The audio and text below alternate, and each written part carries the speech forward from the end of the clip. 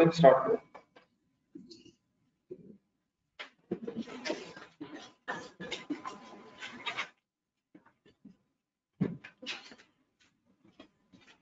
एक नजर रिवाइज कीजिएगा जी, कल क्या बात चल रही थी।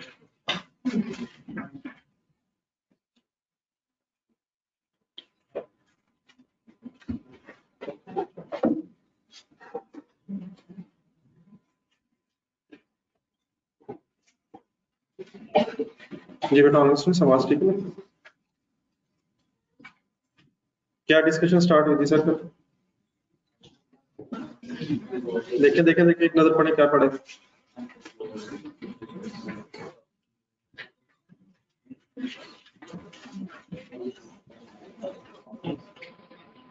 एक हाइलो मेथड वाली वर्किंग समझ आ गई थी? Any confusion?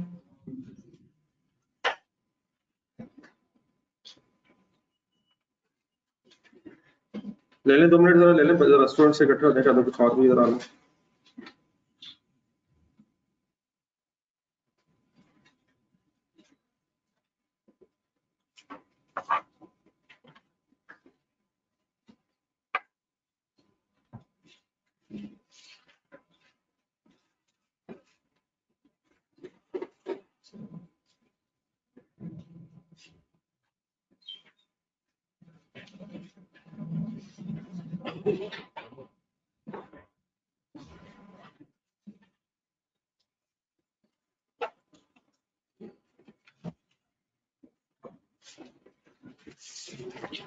ये ऑनलाइन स्टूडेंट्स आपको तो नहीं कोई क्वेश्चन?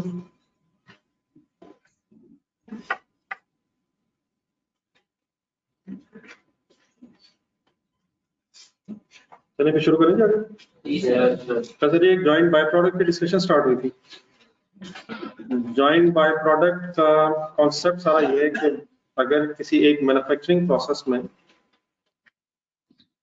रॉ मटेरियल की प्रोसेसिंग के रिजल्ट में एक से ज्यादा प्रोडक्ट्स मर्ज हो जाए, तो ऐसी प्रोडक्ट्स जिनकी value with respect to each other significant होगी वो जॉइंट प्रोडक्ट्स हैं, और अगर कोई इनसिग्निफिकेंट वैल्यू आइटम प्रोड्यूस हो जाए तो वो बाय प्रोडक्ट। अकाउंटिंग प्रॉब्लम जो है इस सिचुएशन में वही है कि प्रोसेस जिसमें ये प्रोडक्ट्स बनी है उसमें कॉस्ट कंबाइन आई होगी, और देन उस कॉस्ट को हमें एलोकेट करना है बिटवीन द प्रोडक्ट्स। तो उसमें पहली डिस्कशन जो स्टार्ट हुई थी, हेडिंग जरा देखना जरा एक नजर, जब हमने स्टार्ट की थी डिस्कशन के allocation of joint manufacturing cost to joint products.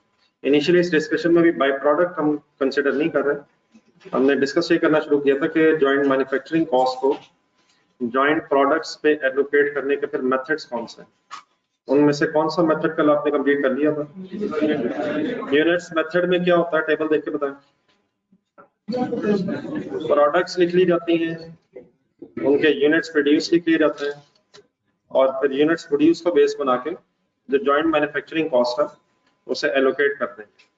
Joint manufacturing cost should be sum of joint material, joint labour, joint overhead. So total manufacturing cost units की बेस पे एलोकेट हो सकती है।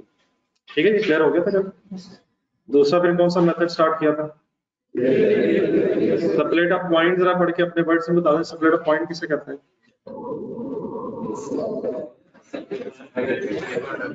जिस पॉइंट पे products raw material, common raw material में से अलग-अलग आइडेंटिफाई हो जाएंगी, that point is called as split of point. तो फिर सेकंड मेथड ये था कि सेपरेट ऑफ पॉइंट की सेल वैल्यूज की बेस पे भी जॉइंट कॉस्ट को एलोकेट किया जा सकता है। उसके लिए मैंने एक छोटा सा डाटा लिखा था, यहाँ तक इकट्ठे होते हैं, इसकी बेस पे आगे वर्किंग शुरू करते हैं। जी करें शुरू।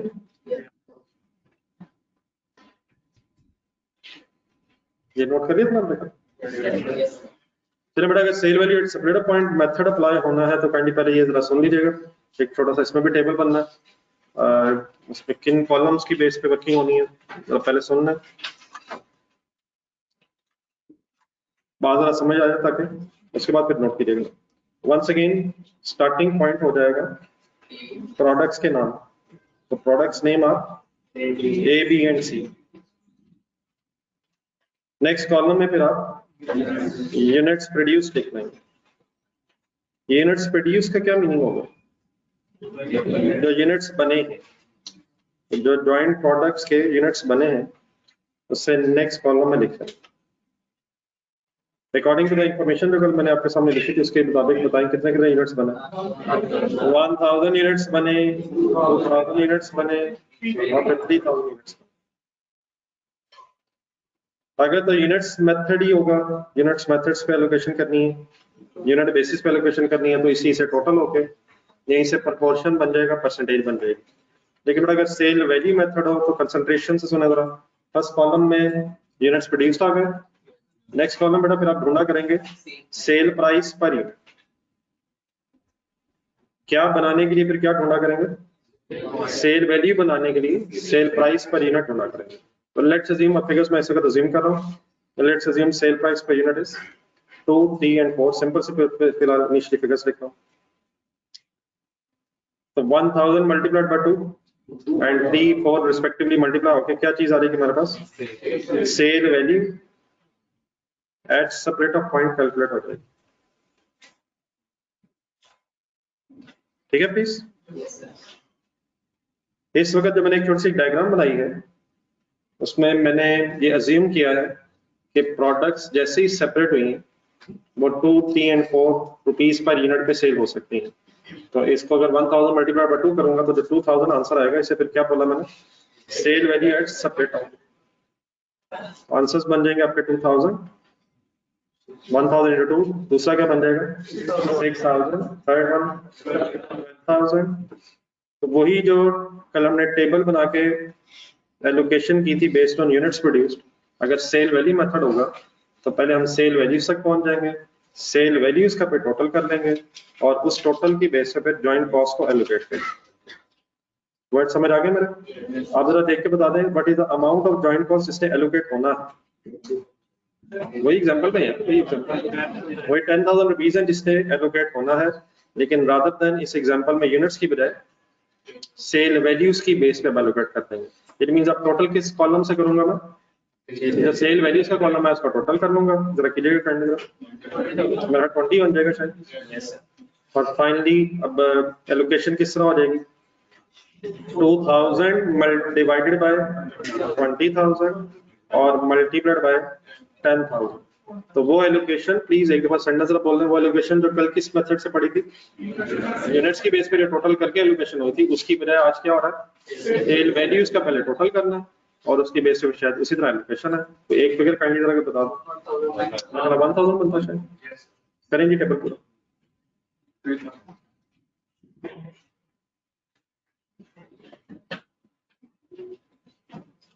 ये कंप्लीट कर लेना, बाकी वर्किंग सर ये ठीक है बेटा। ऑनलाइन सोर्स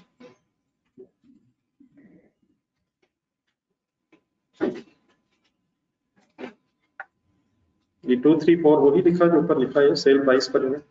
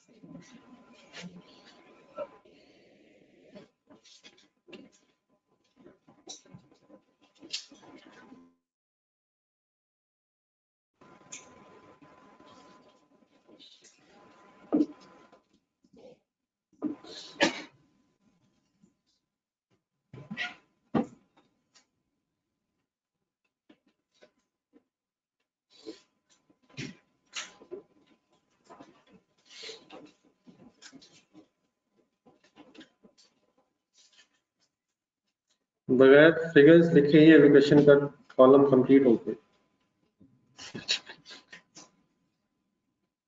रिवर्स ऑर्डर में टेबल बनाया था। ये 6000 नहीं बनता है? Yes, sir. प्लीज बात समझ आ गई है सर? सुस्ती है सर? इन लोगों ने टेबल बना ली 1000 रुपीज और 3000 रुपीज 6000 रुपीज रिस्पेक्टिवली क्या है? कल भी कुछ तरह के वर्ड्स लिखे जरा ढूंढना।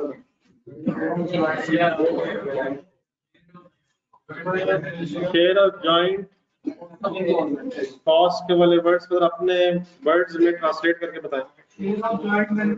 ये तो इंग्लिश में ना बेटा, ये इंग्लिश में मतलब इसका क्या मतलब है?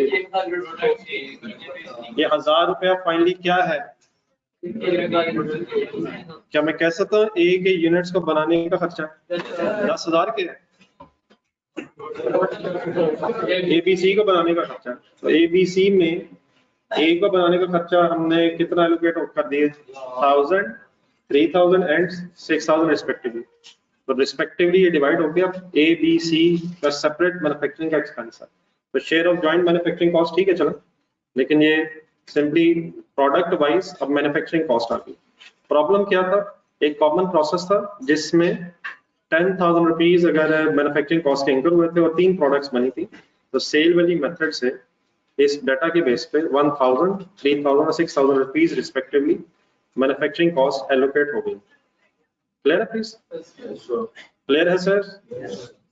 अब बेटा यहाँ तक जो 2 एग्जांपल्स हुई हैं या 2 मेथड्स जो डिस्कस हुए हैं, उसमें फर्स्ट मेथड में हमने सिर्फ क्वांटिटी को बेस बनाया, ऐसे था, और सेकंड मेथड में हमने क्वांटिटी की बजाय उस क्वांटिटी की सेल वैल्यू को बेस बनाया।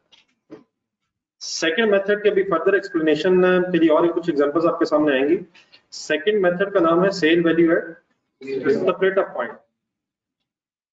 अब सेपरेट ऑफ पॉइंट पे अगर तो प्रोडक्ट सेल हो रही है तो फिर तो आपको सेपरेट ऑफ पॉइंट पे प्रोडक्ट्स की सेल वैल्यूज मिल जाएंगी और आप उनको कंसीडर करके वर्किंग कर लेंगे। लेकिन समटाइम्स हो सकता है कंसंट्रेशन ऑफ खुदरा, समटाइम्स हो सकता है कि प्रोडक्ट्स सेपरेट ऑफ पॉइंट पे सेल होने की बजाय फर्दर प्रोसेस करके सेल की जा रही हो। मसलन आप बोर्ड पे देखें जरा, फर्दर प्रोसेसिंग भी हो सकती है सेपरेट ऑफ के बाद, जिससे आपकी फर्स्ट एग्जांपल में कल क्या आया था? तो अगर the products are saleable at separate of point, तो फिर तो सेपरेट ऑफ पॉइंट पे जो सेल प्राइसेस है उनको कंसीडर करके आप वर्किंग कर लेंगे। लेकिन अगर प्रोडक्ट सेलेबल ही नहीं है सेपरेट ऑफ पॉइंट पे और आपसे एग्जामिनर कह रहा है कि sale values at separate of point की बेस पे वर्किंग करें, हमें अगर सेल करने के लिए फर्दर प्रोसेस करना पड़ता है, तो देन फिर ये सेपरेट ऑफ पॉइंट वाला जो मेथड है sale value at separate of point method, ये कैसे अप्लाई होता है इस बात को समझने के लिए पहले जहां पे पहुंचे आप एक छोटा सा पैराग्राफ लिखें। Sometimes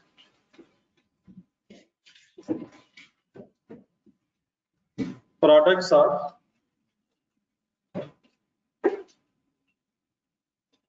not sellable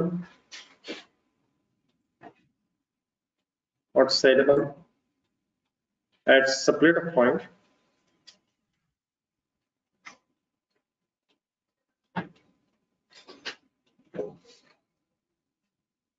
rather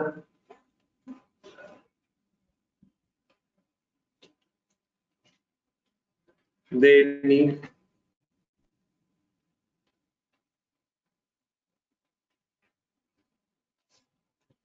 to be further processed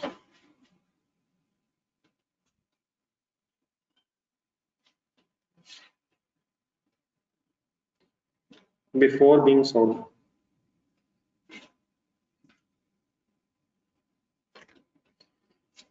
Sometimes products are not sellable at separate of point, rather they need to be further processed before being sold. If the products are sellable at separate of point, then तो simply क्या होगा, separate of point की आप cell values लेके अपनी working cell value method की complete कर लेंगे। अगर आपने सेल वैल्यू मेथड से वर्किंग कर ली मीन्स तो से ऊपर जो इससे ऊपर टेबल बना, ये जो मैंने 2, 3 और 4 फर्स्ट एग्जांपल में सेल प्राइसेस अज्यूम की हैं, ये किस वक्त की ही होंगी? सेपरेट ऑफ पॉइंट की अगर है मींस इसी वक्त इन्हें बेचा जा सकता है तो आप सेपरेट ऑफ पॉइंट की सेल वैल्यूज के बेस पे वर्किंग कंप्लीट कर लेंगे। लेकिन अगर प्रोडक्ट्स सेपरेट ऑफ पॉइंट पे सेलेबल ही नहीं है और मेथड है sale value at separate of point, तो देन फिर क्या करें? अभी मैंने डिस्कस करना। ये वर्ड्स मेरे आप क्लियर है? सबको समझ आता है मैं क्या कह जा रहा हूँ? ये सेपरेटर पॉइंट का मतलब, वो पॉइंट जब प्रोडक्ट से ज्यादा लेता हूँ। फर्दर प्रोसेसिंग का मतलब अलग-अलग होने के बाद अब इन पे कुछ और काम होगा तो इन्हें बेचा जाएगा। तो if the products are saleable at separator point then no issue, आपने कर लिया वही फाइनल है। लेकिन अगर प्रोडक्ट्स को फर्दर प्रोसेस करके बेचना पड़ता है और एग्जामिनर आपसे कहे कि सब sale value at separator method adopt करें, तो देन हम कैसे फिर वर्किंग करेंगे। कंसंट्रेशन से पहले हमारा एक एग्जांपल मेरी पूरी होने दीजिए, मींस उससे पहले लिखने की जल्दी ना कीजिए। वंस अगेन सपोज एक कॉमन प्रोसेस है, इस कॉमन प्रोसेस से सपोज 3 प्रोडक्ट्स इमर्ज हुई, ए बी एंड सी, लेकिन ए को, बी को और सी को सेल करने से पहले हमें सपोज फर्दर प्रोसेस भी करना पड़ता है। डेफिनेटली एक सिनेरियो फिर ये भी हो सकता है कि some products are saleable at separator point and some are being sold after further process. तो इंशाल्लाह फिर मैं अलग से एक सिनेरियो बनाऊंगा। इस वक्त मैं क्या अज्यूम कर रहा हूँ, all products are to be further processed before being sold in the market।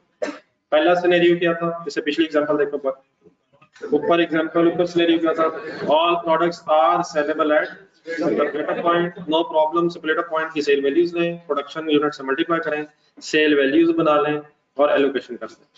लेकिन अगर all products are to be further process before being sold in the market, पहले मैं उस कॉन्टेक्स्ट में सिनेरियो बना रहा हूँ। और फिर फाइनली एक सिनेरियो ये भी हो सकता है, some products are sellable at separator point and some products are sellable after being further processed। उस केस में फिर क्या होगा वो इंशाल्लाह फिर लिख के फाइनल करेंगे। तो इस वक्त सिनेरियो मेरा क्या है, फिर मैंने नेक्स्ट एक एरोस बनाए ए बी सी के आगे, ये मैं क्या कहना चाह रहा हूँ कि इन्हें फर्दर प्रोसेस भी करना पड़ता है। अब मैं फिगर्स कुछ अज्यूम करूँ, फिर उसके बाद ये डाटा आप लिख लीजिएगा।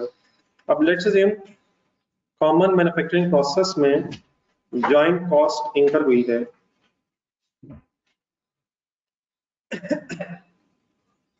let's assume 13,200। ये 13,200 का खर्चा किस किस पे हुआ है, फर्दर प्रोसेस करके अगर हम ए बी सी की जो क्वांटिटी बनाएं और उसे बेचें तो फाइनल सेल वैल्यू होगी। अभी मैंने एक सेल वैल्यू के साथ एक वर्ड फाइनल यूज किया है, इससे क्या समझ आएगा अब आपको।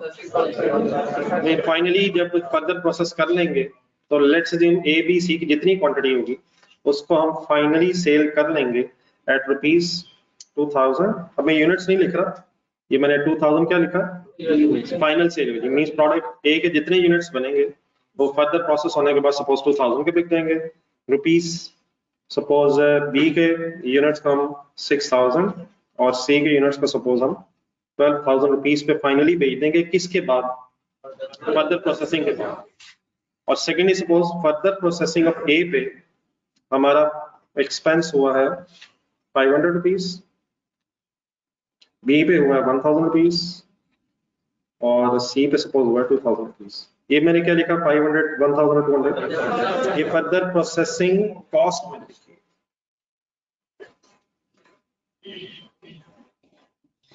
फर्दर प्रोसेसिंग कॉस्ट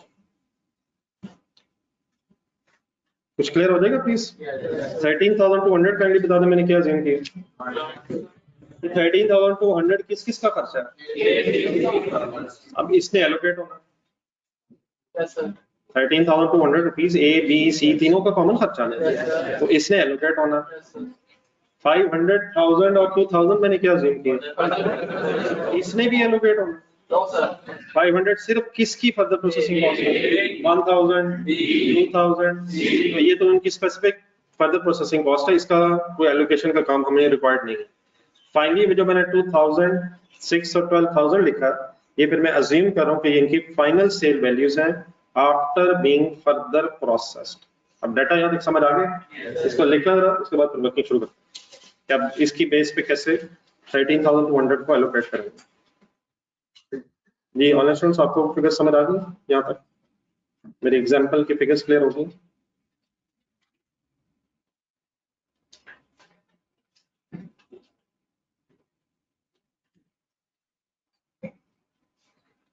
ये हमें मेरा ख्याल है इस वक्त आवाज का बड़ा इशू तो नहीं।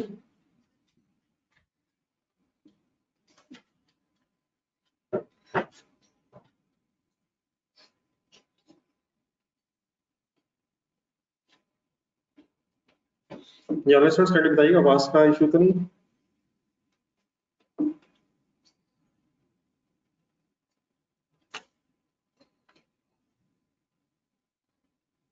जी बिलाल साहब, ये आपका स्पेसिफिक इशू लग रहा है मुझे, जरा काइंडली रीज्वाइन करके चेक कर लें, बाकी बच्चों को नहीं आ रहा।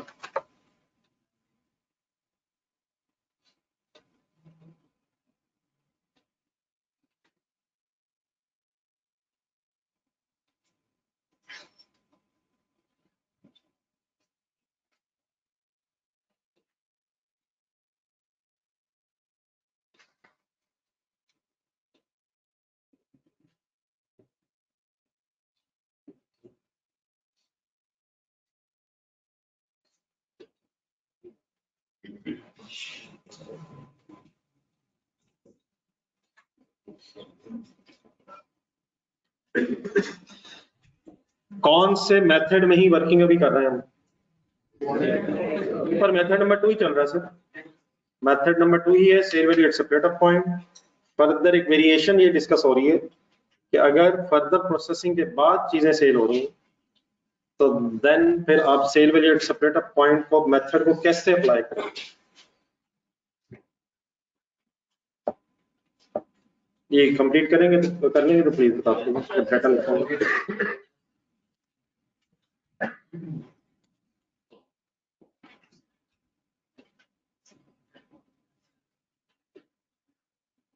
करो शुरू। अच्छा, अब क्या करने लगे, किसी को पता? मतलब अब क्या करना है मुझे? कौन सी फिगर एलोकेट करने लगा हूँ? 13,200 रुपीज जो है, ये जो कॉस्ट आई है, ये सिर्फ ए की नहीं है, बी की नहीं है, सी की, तीनों की है। तो इसे एलोकेट करने का तरीका है, ठीक है, इसी को ही एलोकेट हम करना चाहते हैं। तो इस सिचुएशन में अगर फर्दर प्रोसेसिंग के बाद चीजें सेल हो रही होंगी तो बिल्कुल रिलैक्स रह के अपने मेरे वर्ड्स गौर से सुन लें। वंस अगेन हम प्रोडक्ट्स के नाम लिख लेंगे, product name are ABC, then sale value अगर मेथड है तो इस वक्त मैंने आपको जो फिगर्स जो बताई हैं वो मैंने आपको 2000, 6000 और 12,000 जो बताया, ये already units multiplied by sale price हो चुका है। अगर ये ना हुआ होगा तो ओनली ऑब्वियसली हम पहले यूनिट्स लिख लेंगे, सेल प्राइस लिख लेंगे और फिर सेल वैल्यूज बना लेंगे, ठीक है। तो ऑलरेडी 2000, 6000 और 12,000 सेल वैल्यूज तो हैं, लेकिन ये किस वक्त की सेल वैल्यूज है? ये आफ्टर फर्दर प्रोसेसिंग है, सेपरेट ऑफ पॉइंट के बाद, फर्दर प्रोसेसिंग के बाद हम ये चीजें 2000, 6000, 12,000 को बेच सकते हैं। लेकिन हमारा जो मेथड है that is sale value at separate of point. आपको पता है इस डायग्राम के मुताबिक एग्जांपल जो मैंने बनाई है, सेपरेट ऑफ पॉइंट कहाँ है? इसमें पहला बॉक्स मैंने बनाया, उसमें से जब प्रोडक्ट्स अलग होंगे, कॉमन प्रोसेस के बाद जब चीजें अलग होगी, separate of point is this. तो हमें अब किस वक्त की सेल वैल्यूज चाहिए अगर हमने इस मेथड को अप्लाई करना है? सेपरेट ऑफ पॉइंट की, और अवेलेबल किस वक्त की है? फर्दर प्रोसेसिंग के बाद। तो क्या आपको पता है कि मैंने सॉर्ट ऑफ एक रिवर्स वर्किंग करके सेपरेट ऑफ पॉइंट पे वापस आना है। ये final sale values after further processing है और मुझे सेल वैल्यूज चाहिए before further processing, in other word separate of point की चाहिए। तो इस केस में बड़ा फिर आपको एक रिवर्स वर्किंग करनी पड़ा करेगी और फाइनल सेल वैल्यू से रिवर्स आना पड़ेगा सेपरेट ऑफ पॉइंट की तरफ। मेरे वर्ड समझ आ रहे हैं प्लीज? अगर प्रोडक्ट सेपरेट ऑफ पॉइंट पे सेलेबल है तो आप सिंपली क्या करेंगे? सिंपली उठाएंगे और बुकिंग कर लेंगे। लेकिन अगर प्रोडक्ट्स फर्दर प्रोसेसिंग के बाद सेल हो रही है तो देन फिर आप एक रिवर्स वर्किंग करके एक assumed sale value at separate of point find out करेंगे। फुल कंसंट्रेट जरा करना। मैंने अभी एक वर्ड यूज किया, assumed sale value at separate of. हमारी ये जो प्रोडक्ट्स हैं ये सेपरेट ऑफ पॉइंट पे सेलेबल ही नहीं है। अगर होती तो हम क्या करते? हमारी प्रोडक्ट्स कब सेल होती हैं? प्रोसेसिंग के बाद। लेकिन अब हम यहाँ से एक वर्किंग ये करेंगे कि अगर फॉर एग्जांपल ये प्रोडक्ट सेपरेट ऑफ पॉइंट पे सेल हो रही होती तो अप्रोक्सीमेटली ये किस प्राइस पे सेल हो रही है? ये सारी वर्किंग जस्ट किस पर्पस के लिए? Allocation of joint cost. Done है please? So what is 2000, 6000, 12,000 final sale values after further processing, और मुझे अब चाहिए वो सेल वैल्यूज जो separate of point means before further processing. Done है सर? तो आई होप कि कुछ आप भी अब ट्राई कर सकते हैं. What is 2000 final sale value? Reverse आना मुझे, प्लस 500 कर देंगे. एक्सचेंज में जरा थोड़ी सी वर्किंग करें. 2000 में से अगर मैं 500 माइनस कर दूं तो अप्रोक्सीमेटली ये क्या होगा? नहीं मतलब 1500 अप्रोक्सीमेटली क्या होगा? वो सेल वैल्यू होगी जिसमें हम शायद बेचते. बेच हम एक्चुअली कितने पे रहे हैं? 2000 पे ही बेच रहे हैं, फर्दर प्रोसेस करके ही बेच रहे हैं. लेकिन for the purpose of application of this method sale value at separate point, अगर प्रोडक्ट सेपरेट पॉइंट पे सेलेबल नहीं है तो देन फिर आप फाइनल सेल वैल्यू लेंगे और उसमें से फर्दर प्रोसेसिंग कॉस्ट माइनस करके एक assumed sale value at separate point calculate कर लेंगे और फिर उसका टोटल करके प्रोपोर्शन क्लब बना के 13,200 की जॉइंट कॉस्ट को एलोकेट कर देंगे. आई होप कि मैं तो समझा सका हूँ. थोड़ी सी वर्किंग करवा दें जरा. सबसे पहले मैंने क्या लिखा? प्रोडक्ट्स के नाम लिख लिए. देन फिर नेक्स्ट कॉलम में क्या लिख लिया करेंगे? Final sale value. थोड़ा सा वर्ड जरा लिख लेते हैं जरा, थोड़ा याद रहेंगे जरा. फाइनल सेल वैल्यू से वैसे मीनिंग क्या हुआ करेगा? वो सेल वैल्यू जो फर्दर प्रोसेसिंग के बाद है. According to the information what is the figure? 2000, 6000 and 1000. Next column फिर किसका बनाया करेंगे? Further processing cost. Table side बना दिया करेंगे ताकि फिगर एग्जामिनर के लिए प्रेजेंट हो जाए. Sorry, further processing cost. Further processing cost जरा देख के बोल दें कितनी कितनी है? 500, 1000 और 2000. नेक्स्ट कॉलम में हेडिंग बना दिया करेंगे assumed sale value. Assumed word क्यों मैंने लगाया? क्योंकि हम बेच नहीं रहे सेपरेट पॉइंट पे, हम ये कैलकुलेट करेंगे अगर बेचते तो अप्रोक्सीमेटली किन फिगर्स पे बेच रहे होते हैं. बताएंगे कैसे कैलकुलेट करूं? एक फार्मूला जरा बोल दो. Final sale value minus further processing cost is equal to 1500. तो एक फिगर अगर सॉल्व करना तो 2000 माइनस 500. बाकी फिगर्स भी बोल रहे हैं. 5000 and 10,000. What is the name of these figures? Assumed sale values. अगर सेपरेट पॉइंट पे प्रोडक्ट्स नहीं बिक रही तो assumed sale value at separate point find out करें और फिर यहाँ से टोटल कर लें और एलोकेशन कर लें जॉइंट कॉस्ट की, which in this case amount is 13,200. Please बात क्लियर हो गई है? लिख लें यहाँ.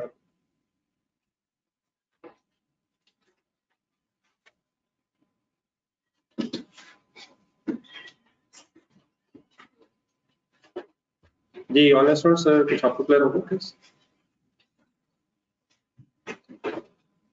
अब ये गेम यहाँ से ऑनवर्ड्स बस सोचने की रह गई है और अकॉर्डिंगली फिर उसको अप्लाई करना इशू है जो हमें रिजॉल्व करना. तो आई मस्ट अज्यूम कि आप पार्टिसिपेट किया करेंगे, कर रहे हैं. कैलकुलेटर्स वगैरह रखा करें साथ, जरूर वर्किंग करें.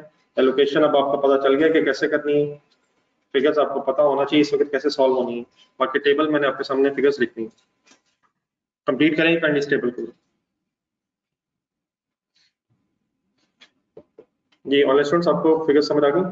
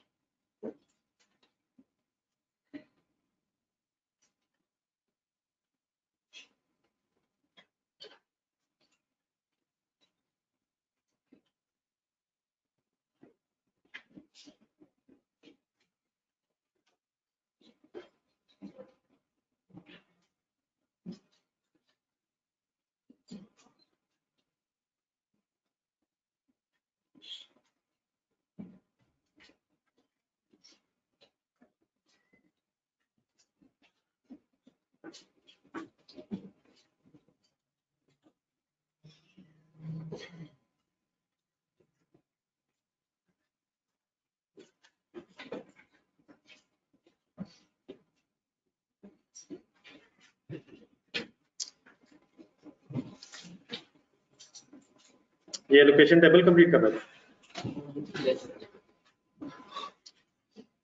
टोटल बनेगा इन फिगर्स का 16,500. assumed sale values at separate of.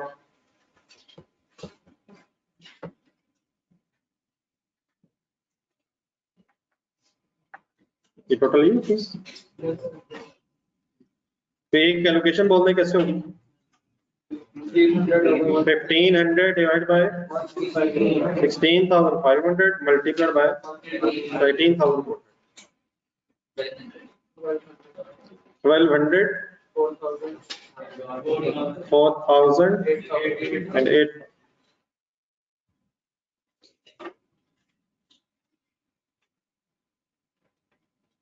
ये एलोकेशन का तो कोई मसला नहीं प्लीज, जिससे मैं डिवीजन मल्टीप्लिकेशन करता हूँ।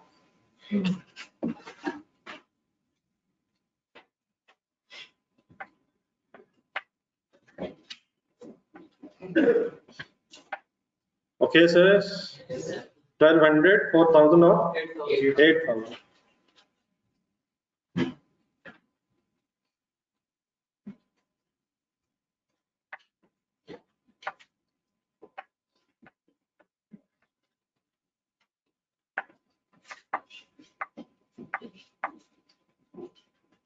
ये कंप्लीट है। यहाँ से 2 वर्किंग मैंने और करनी।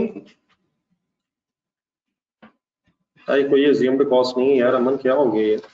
ये अज्यूम्ड कॉस्ट है या अज्यूम्ड सेल प्राइस है? अज्यूम्ड सेल वैल्यू है यार। अज्यूम क्यों कहा मैंने?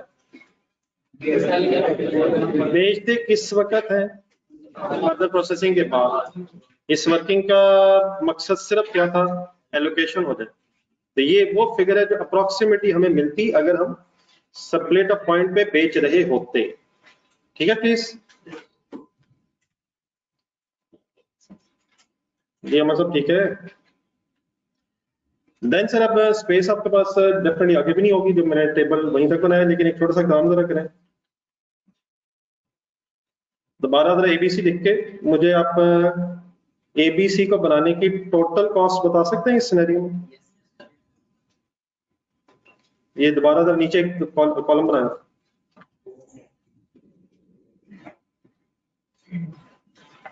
एबीसी की टोटल कॉस्ट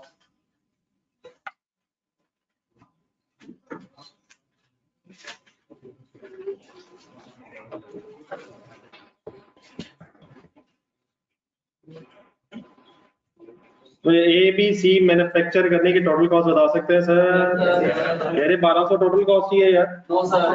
अच्छा ये 1200 4,000 8,000 के है। नहीं ठीक है वो बेटा इंग्लिश में है वो, ठीक है आपने लिखी अब शेयर ऑफ, ठीक है, लेकिन अपने वर्ड्स में ट्रांसलेट कर। एक को बनाने का टोटल खर्चा है। डायग्राम और से देखें जरा।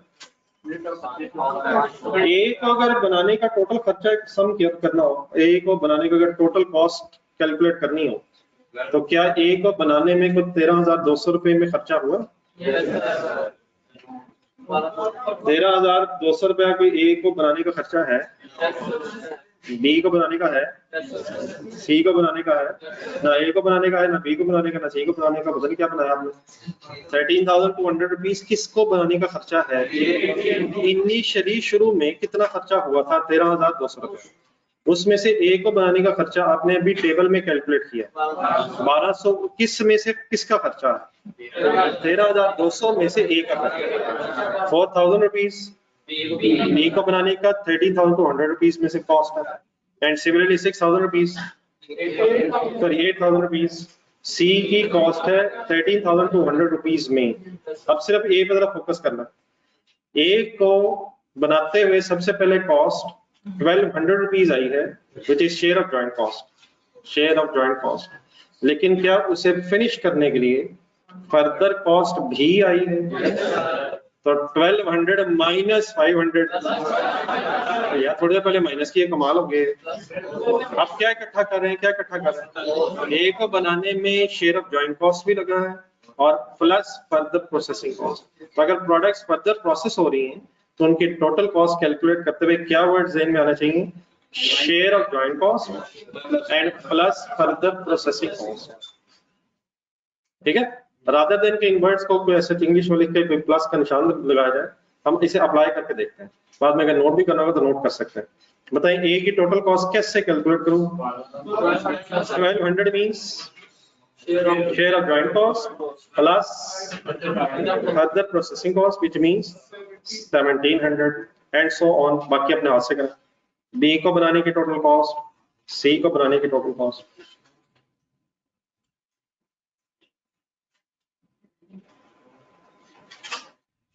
मत डिस्टर्ब करें साथ वाले को यार, कभी उधर कभी इधर, गरीब वो भी पढ़ रहा है वो भी पढ़ रहा है, आप भी पढ़े। उसको मैं देखता हूँ वो क्या कर रहा है, अगर कोई गलत कर रहा है तो सही कर लेते हैं। गलती से ये दोनों आपके दोस्त आपके साथ बैठे हैं, इंशाल्लाह आइंदा ये गलती रिपीट नहीं करेंगे, लेकिन आज इन्हें प्लीज स्पेयर कर दें।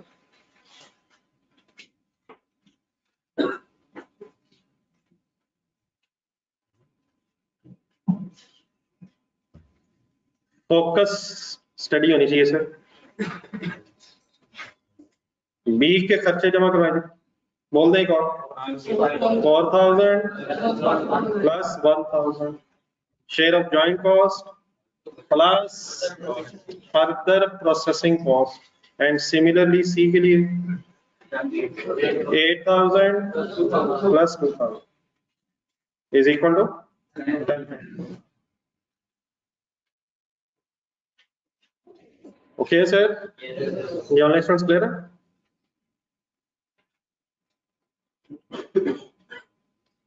एक छोटी सी वर्किंग, अगर इस डेटा से जो भी इंफॉर्मेशन आपके सामने, एक और कॉलम बनाएगा, मुझे ए बी और सी, अगर सपोज ए बी सी को भेज दिया जाए, ए बी सी, तो इनका रिस्पेक्टिव प्रॉफिट कैलकुलेट करवा सकते हैं? ट्राई करें।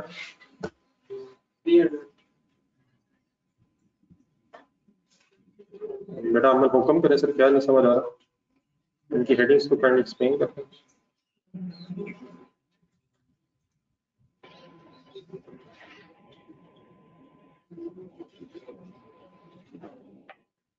ये प्रॉफिट अब कैसे निकलना चाहिए?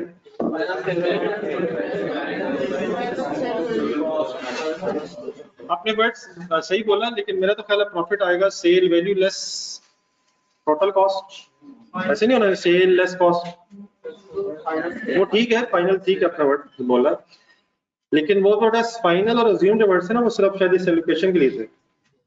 क्या हम वाकई ही ए को फाइनली 2000 पे बेच रहे हैं?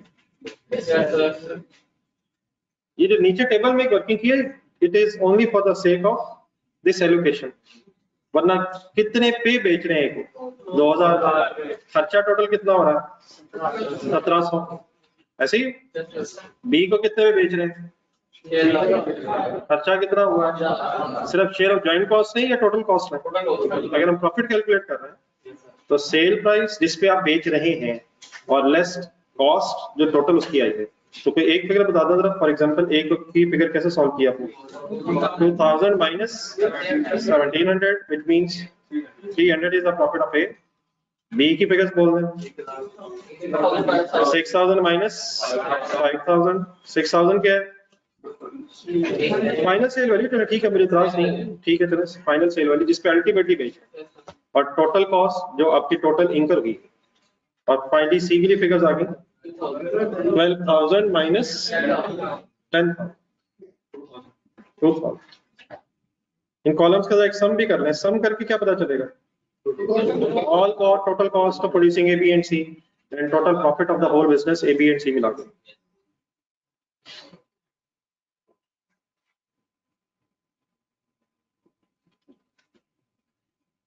ये अमन मेरे ख्याल आपकी क्लास का शुरू में आपकी क्लास शुरू में मिस हुई है, तो इस तरह तो मेरा ख्याल फायदा नहीं है, इसको फिर ले लीजिएगा बाद में।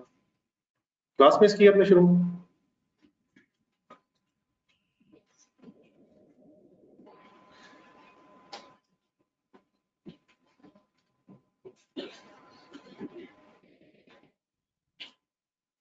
इस टाइम क्लास ज्वाइन की?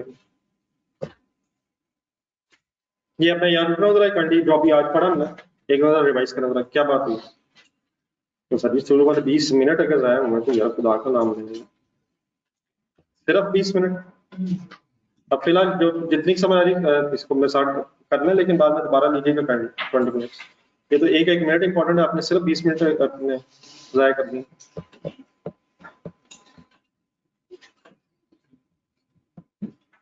ये अब्दुल मतीन साहब होने को तो बहुत कुछ होता, लेकिन सिंपली क्या होना चाहिए? Sale less cost, and cost means total cost, sale जिस पे आपने बेचना है और फाइनली जो खर्चा होगा। अभी तक की डिस्कशन में बट मेथड कौन सा इस वक्त डिस्कस हो रहा? Sale value at separator point में आपने बेटा सेल वैल्यूज ढूंढनी होती हैं सेपरेटर पॉइंट की, ताकि उसकी बेस पे आप एलोकेशन कर सकें। अगर प्रोडक्ट सेपरेटर पॉइंट पे सेलेबल है तो आप उन सेल वैल्यूज को लेके एलोकेशन कर लेंगे, लेकिन अगर सेपरेटर पॉइंट पे सेल वैल्यूज अवेलेबल नहीं है, फर्दर प्रोसेसिंग के बाद अवेलेबल है, तो देन आप एलोकेशन करने के लिए काइंडली क्या कैलकुलेट करेंगे? assumed sale value at separator point, उसको कैसे कैलकुलेट किया करेंगे? फाइनल सेल वैल्यू उठाया करेंगे और फर्दर प्रोसेसिंग कॉस्ट माइनस कर दिया। एलोकेशन के बाद अगर टोटल कॉस्ट कैलकुलेट करनी होगी तो total cost is sum of ये एक दफा एक छोटा सेंटेंस भी लिख रहा है। ये टोटल कॉस्ट हमने कैसे बनाई है, ये जब आपने एलोकेशन की है, ये सॉरी टोटल की है, इसका एक स्टार सा कोई लगा के एक्सप्लेन कर लूं। शेयर ऑफ जॉइंट कॉस्ट लिया हमने, share of joint cost, sentence पूरा करवाएं, प्लस फर्दर प्रोसेसिंग कॉस्ट।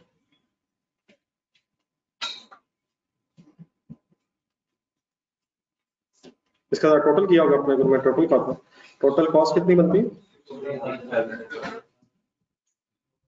1750, 16,700,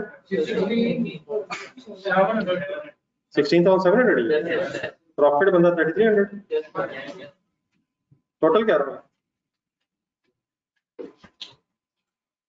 जी सर, यहाँ तक और कंफ्यूजन सही क्लियर हो गया प्लीज? देन सर इसी मेथड में एक और वेरिएशन देखें, एक और एग्जांपल देखें, और इसका आंसर फिर आपने ही बताना है। इसको शायद फिर अब हम ज्यादा एक्सप्लेन नहीं करते, मेरा ख्याल है कि शायद आप मुझे वैसे ही बता सकते हैं। लेट्स अज्यूम एक कॉमन प्रोसेस में 3 जॉइंट प्रोडक्ट्स प्रोड्यूस हुई। Product A B suppose separator point पे सेलेबल है, लेकिन प्रोडक्ट सी जो है उसे फर्दर प्रोसेस करके सेल किया जाता है। क्या सिनेरियो प्लीज? जॉइंट प्रोसेस से 3 जॉइंट प्रोडक्ट्स बनी, A B suppose as it is saleable at separator point पे, लेकिन सपोज सी को बेचने से पहले फर्दर प्रोसेस करना पड़ता है। वंस अगेन अगर suppose sale value at separator point method adopt करना है तो आप बताएंगे वर्किंग कैसे होनी चाहिए? पहले ए बी सी लिख लेंगे, उनके यूनिट्स लिख लेंगे, सेल वैल्यूज बना लेंगे।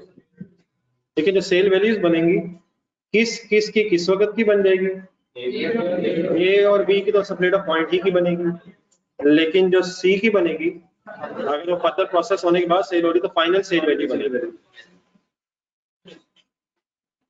तो ए बी में तो कोई इशू नहीं है, वो तो ऑलरेडी सेपरेटर पॉइंट की सेल वैल्यूज बन जाएंगी, लेकिन सी की सेपरेटर पॉइंट की सेल वैल्यू बनाने के लिए हमें वंस अगेन क्या करना पड़ेगा? फाइनल सेल वैल्यू सी में से फर्दर प्रोसेसिंग कॉस्ट माइनस करके उसकी अज्यूम्ड सेल वैल्यू बनानी पड़ेगी। और जब ये फिगर्स फाइनल हो जाएंगी, किस की कौन सी और किसकी कौन सी? ए और बी की as it is sale value separator point की, और सी की अज्यूम्ड सेल वैल्यू सेपरेटर, तो फिर इनका टोटल करके एलोकेशन करते हैं।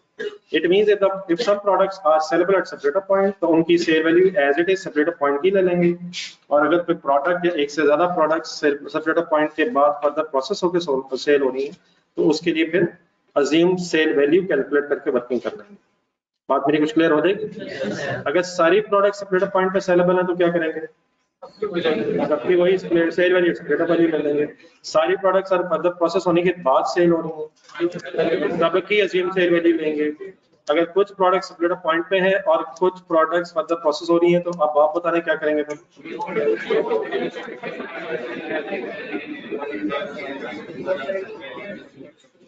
एक डायग्राम बना रहे हैं और आई होप कि जो आप बोल रहे हैं मैं अभी लिख देता हूँ।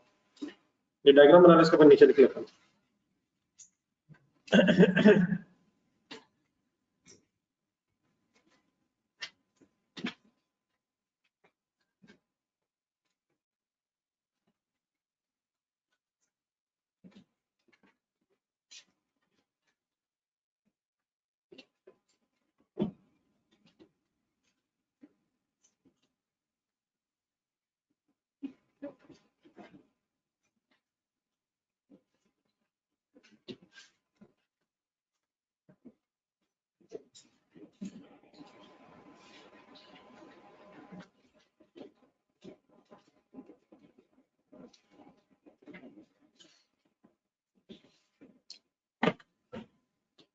In this case, use sale value at split of point for product A and B while calculate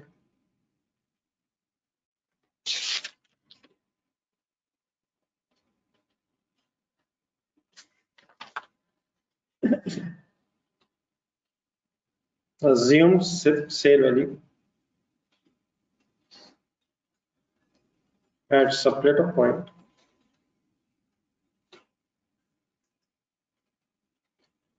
for product C to allocate the joint cost.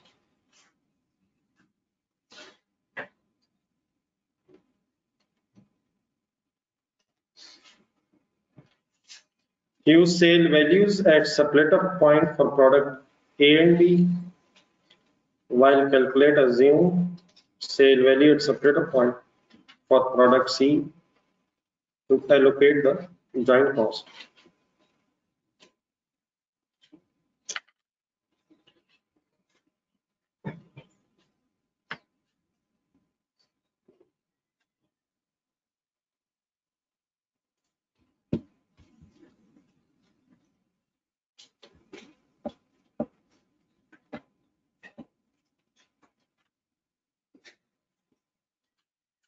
ये बात क्लियर होगी प्लीज?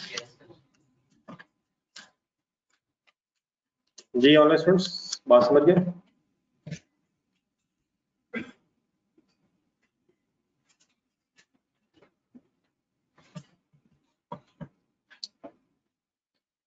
चले सर जी, यहाँ तक हमने दो मेथड्स पढ़े हैं जॉइंट कॉस्ट को एलोकेट करने के लिए। नंबर एक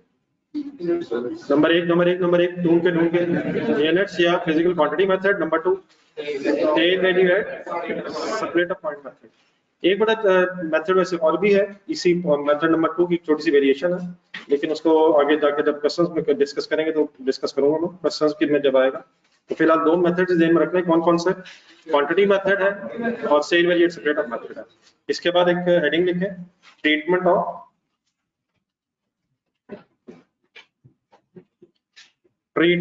बाय प्रोडक्ट।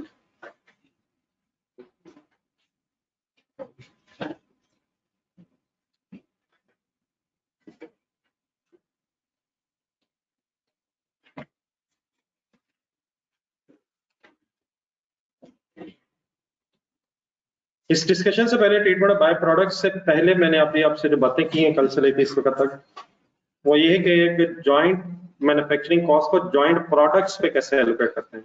वो डिस्कशन करते हुए मैंने अभी बाय प्रोडक्ट की बात नहीं की थी। अपनी अंडरस्टैंडिंग बताएं, जॉइंट और बाय प्रोडक्ट में डिफरेंस क्या है? Significant value items are called as products and insignificant value item, if any, is called as byproduct. ठीक है? तो सबसे पहले बेटा इसका ट्रीटमेंट क्या है, उसके लिए एक लाइन लिखा जरा, कॉस्ट इज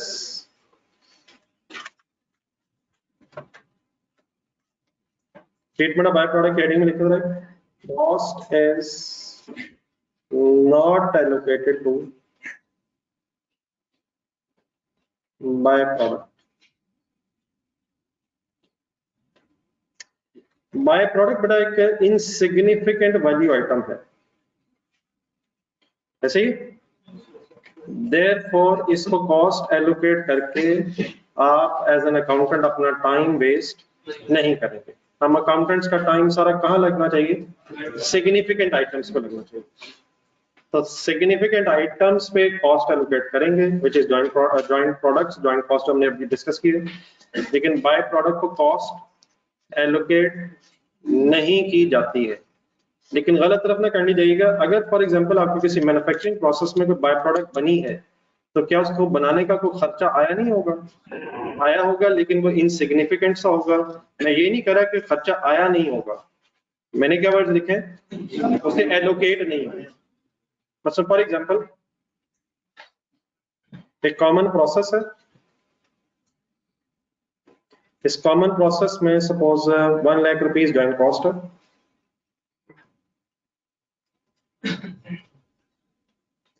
तीन जॉइंट प्रोडक्ट्स बनी ए बी सी, लेकिन सपोज इसमें एक प्रोडक्ट जी भी बनी जो सपोज बाय प्रोडक्ट है। अब जरा विजुलाइज करें जरा, एक प्रोसेस है, ₹1,00,000 कॉस्ट आई, मटेरियल लेबर ओवरहेड्स लगे और उसके प्रोसेसिंग के रिजल्ट में ABC 3 जॉइंट प्रोडक्ट्स बनी और लेट्स अज्यूम एक प्रोडक्ट Z बाय प्रोडक्ट बन गई। क्या इस प्रोडक्ट Z को बनाने में कोई खर्चा नहीं होगा? कुछ ना कुछ हुआ होगा, लेकिन वो कुछ ना कुछ किसको एलोकेट नहीं होगा? Z को नहीं होगा। इट मींस इस सिनेरियो में हम सिंपली क्या करेंगे, ये जो 100,000 रुपीज की जॉइंट कॉस्ट है, इसे बस A, B और C में एलोकेट करेंगे, either by using physical quantity method और by using sale value accepted method. Allocation करते हुए किसे इग्नोर करते हैं? तो 1,00,000 रुपीज सिर्फ फिर A, B और C में बस एलोकेट होगा, बाय प्रोडक्ट को कॉस्ट एलोकेट नहीं की जाती। यहां तक क्लियर है? बस इसका क्या किया जाता है, नेक्स्ट पहले वर्ड समझना। लेकिन समटाइम्स हो सकता है बाय प्रोडक्ट को सेल किया जा सकता हो। एक सिचुएशन ये हो सकती है कि बाय प्रोडक्ट सपोज बिकती भी नहीं, इन अदर वर्ड्स मीन बस जब ये बनी है चीज इसे बस फेंक नहीं है, तो देन कॉस्ट एलोकेट होनी नहीं, बिकना इसमें है नहीं, पैसे आने नहीं, तो बाय प्रोडक्ट का चैप्टर बिल्कुल क्लोज हो जाए। लेकिन अगर सपोज बाय प्रोडक्ट को बेच के कुछ पैसे मिल सकते हैं, तो इवन देन कॉस्ट एलोकेट नहीं होनी, बस फिर हम इसकी जो सेल प्रोसीड्स होंगी, इसको जो बेच के कैश में मिल सकता है, बस हम उसकी काउंटिंग करेंगे। क्या एलोकेट नहीं होना? कॉस्ट एलोकेट नहीं होनी। और अगर इससे बेच के कुछ रिकवर भी नहीं होना तो बात बिल्कुल खत्म हो जाए। कॉस्ट एलोकेट होनी नहीं, रिकवरी वैल्यू है नहीं, बाय प्रोडक्ट स्टोरी एंड हो जाएगी। कॉस्ट एलोकेट कभी नहीं होनी, लेकिन अगर फॉर एग्जांपल इसे बेच के कुछ कमाया जा सकता है, ये बात समझ आती है? किसे बेच के समझ बात होगी? बाय प्रोडक्ट अगर सेल करके तो कैश लिया जा सकता है, तो फिर एज एन अकाउंटेंट हम बस उस कैश का ट्रीटमेंट करेंगे। कैश आएगा या जाएगा? तो उस कैश को या तो आप अदर इनकम बना लेंगे, एंट्री की मैंने, कैश डेबिट हो जाएगा, अदर इनकम क्रेडिट। एक वे और भी है, वो क्या है, यहाँ तक डायग्राम बना लें, यहाँ तक लिख लें, उसके बाद फिर मैंने जो बातें की हैं वो मैं आपके सामने लिख देता हूँ।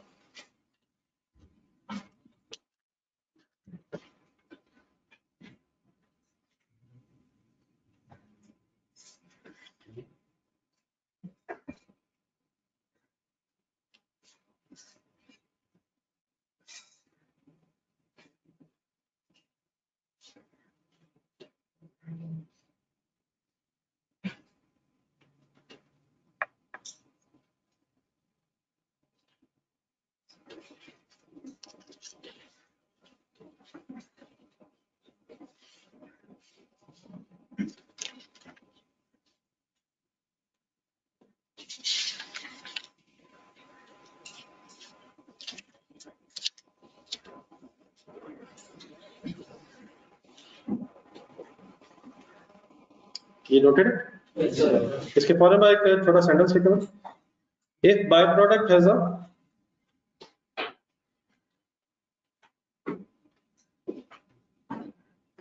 सेल, और इसी के लिए मैंने एक और वर्ड भी यूज किया, क्वेश्चन में आएगा, उसको भी साथ रखो, रिकवरी वैल्यू। क्या मतलब रिकवरी वैल्यू? बेच के रिकवर हो जाए मींस बेच के तो मिल जाए, तो सेल वैल्यू या रिकवरी वैल्यू इंटरचेंजेबली यूज हो रहा है। If by product has a sale या रिकवरी वैल्यू,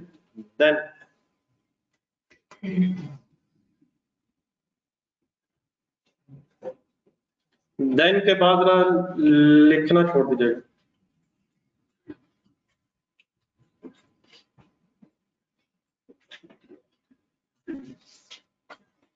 एक by product has a recovery या सेल वैल्यू, देन फिर देन क्या कॉस्ट एलोकेट कर देंगे?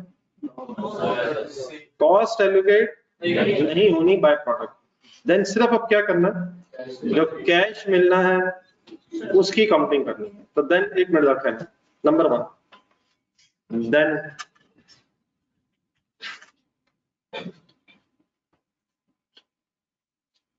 treat it as other income। Patience सिखाएगा। ये मैंने ट्रीट इट किससे कहा इसको नहीं बाय प्रोडक्ट को शायद उसकी रिकवरी वैल्यू या treat the sale value as other income वही लिखो ट्रीट सेल वैल्यू एज अब सेल वैल्यू किसकी बाय प्रोडक्ट बैच में होपफुली ये तो क्लियर है तो treat the sale value as other income बताएंगे कैश या रिसीवेबल डेबिट अब बीच में रिसीवेबल कहां से है अगर भेज दिया पैसे नहीं है एक्रूअल बेसिस पे काउंटिंग होगी पैसे अगर आ गए तो कैश डेबिट और अगर अभी आने हैं तो रिसीवेबल डेबिट और क्या क्रेडिट हो जाएगा other income credit for example rupees 1 लिखे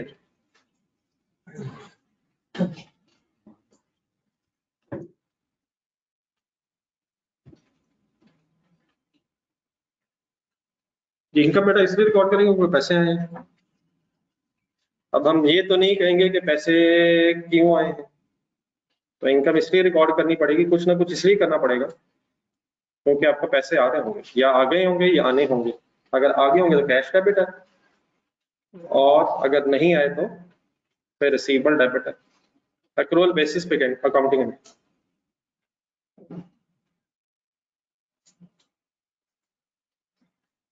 अगर बेचने से कुछ मिल जाएगा तो आप डेफिनेटली ये नहीं कहेंगे कि मैंने रिसीव नहीं करना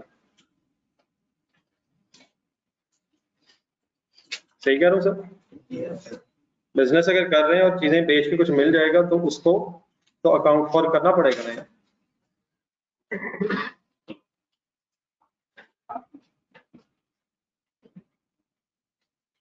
एनी कंफ्यूजन सर किसका ट्रीटमेंट डिस्कस हो रहा है इस वक्त बाय प्रोडक्ट का और बाय प्रोडक्ट की recovery value cost is not allocated however if it has some recovery value the number one method is it can be treated as other income once again patients एक दूसरा भी बेटा treatment adopt किया जा सकता है और नंबर 2 लिखने की बजाय पहले सुनिएगा तो एक सेकंड बोर्ड पर देखें ना मैंने एक छोटी सी डायग्राम बनाई थी अब बाय प्रोडक्ट के एंगल से सेल वैल्यू इस वक्त हम अज्यूम कर रहे हैं मैंने जो फिगर जो लिखी थी तो सेल वैल्यू अगर सपोज 1000 है तो इस 1000 का अभी क्या ट्रीटमेंट अभी आपको पता चला कि इसे cash debit cash receivable debit करके other income banana another possible treatment is full concentrate on this diagram हमारा टोटल जॉइंट कॉस्ट का खर्चा कितना हुआ 1 लाख उस 1 लाख के खर्चे से क्या क्या क्या के साथ क्या भी बना A B C joint products के साथ बाय प्रोडक्ट भी बनी वन वेज कि बाय प्रोडक्ट की रिकवरी वैल्यू को आप अदर इनकम बना के बात खत्म कर दें another possible way of thinking is कि खर्चा था 1 लाख 1 लाख रुपया ज्वाइंट कॉस्ट का खर्चा था और उस खर्चे के रिजल्ट में एक बाय प्रोडक्ट भी बनी ये वर्ड सही है मेरा लेकिन जब वो बाय प्रोडक्ट बनी तो उसको आप बेच के 1000 कमाया जा सकता है कितनी कॉस्ट इंकर हुई 1 लाख रुपीस और कॉस्ट इंकर करके जो प्रोडक्ट्स बनी उनमें से एक प्रोडक्ट की रिकवरी वैल्यू अगर 1000 है तो इस तरह भी सोचा जा सकता है कि net joint manufacturing cost is 1 lakh minus 1000 plus कर दें माइनस कर दें 1 लाख रुपए कॉस्ट इनकर हुई है ये हमारा आउटफ्लो हुआ है मटेरियल लेबर ओवरहेड्स का खर्चा हुआ है और 1000 हमें रिकवर होना है तो इन दोनों को आपस में नेट ऑफ करके क्या वर्ड यूज हो सकता है net joint manufacturing cost one ways treat this 1000 as other income alternatively क्या कर लें इसे अदर इनकम बनाने की बजाय जॉइंट प्रोडक्शन कॉस्ट में से नेट ऑफ कर लें और देन नेट ऑफ करके इस केस में कितना आंसर आ जाएगा फिर उस 99,000 रुपीस को बस एलोकेट करें between A B and C which means joint products based on either physical quantity method और sale value at separate point one wage lakh को अलग एलोकेट करें एबीसी पे और 1000 को अदर इनकम बना दें ऑल्टरनेटिवली 1000 को नेट ऑफ कर लें जॉइंट कॉस्ट से और नेट करके जो अमाउंट आए उसे बस जॉइंट प्रोडक्ट्स में फिजिकल क्वांटिटी या sale value at separate point की बेस पे एलोकेट करते हैं तो मेथड्स कितने हो गया? नंबर 1 अदर इनकम बना लें, और नंबर 2 और नंबर 2 और नंबर 2 डिडक्ट द नंबर 2 पर लिख ले, फिर मैं इसकी जरा अकाउंटिंग एंट्री पूछता हूं आपसे क्या बन रही है। और भी एक साथ जरा अगर लिख लें या उधर लिख लें, deduct sale value from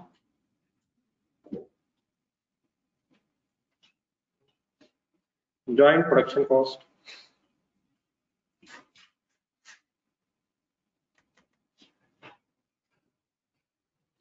deduct कर लें या ऐड कर दें? 1000 इनफ्लो होना है या आउटफ्लो होना? मतलब कैश आना है जाना है, और 1 लाख का खर्चा बिजनेस का आउटफ्लो था, एक्सपेंस था, तो ये दोनों प्लस हो जाएंगे बेटा या लेस हो जाएंगे? लेस मींस डिडक्ट कर देंगे। कोई एंट्री बताएंगे क्या होगी?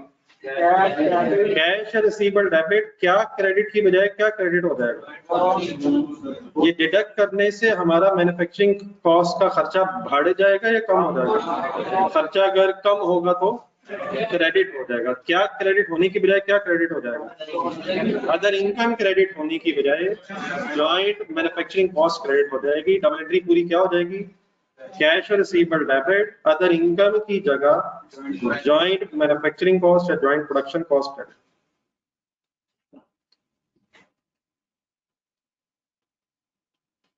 Please, okay, sir. So there are how many methods of treating this recovery value of byproduct? 2 methods. कौन कौन से हो गए? अदर इनकम बना लें या प्रोडक्शन कॉस्ट से नेट ऑफ कर लें। अगर तो बेटा एग्जामिनर क्वेश्चन में बता दे कि अदर इनकम बनाना है या नेट ऑफ करना है, फिर तो हम अकॉर्डिंगली ही करेंगे। लेकिन समटाइम्स एग्जामिनर बाय प्रोडक्ट का ट्रीटमेंट बताता नहीं है, तो देन फिर एक छोटा सा नोट लिख लें। अगर पर्सन साइलेंट होगा तो देन प्रेफरेबली ये सेकंड मेथड यूज होता है। एक नोट लिखना,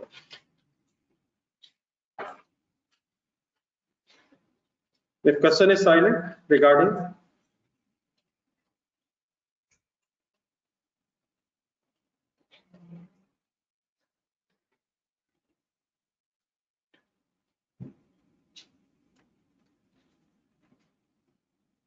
the treatment of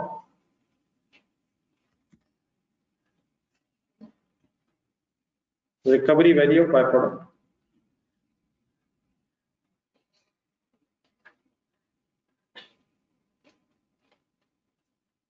then adopt method number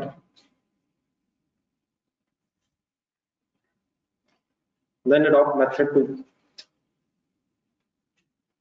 It means by default आपके ज़हन में बाय प्रोडक्ट की रिकवरी वैल्यू की क्या एंट्री रहनी चाहिए?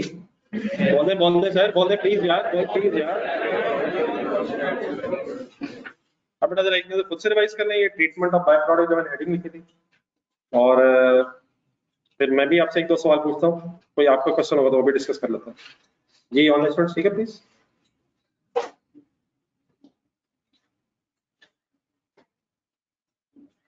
एक नजर पड़ा करें सर, एंट्रीज रिवाइज करें, बोलने जरा याद हो देता। What is the first thing जो आपके ज़हन में बाय प्रोडक्ट एंगल से रहनी चाहिए?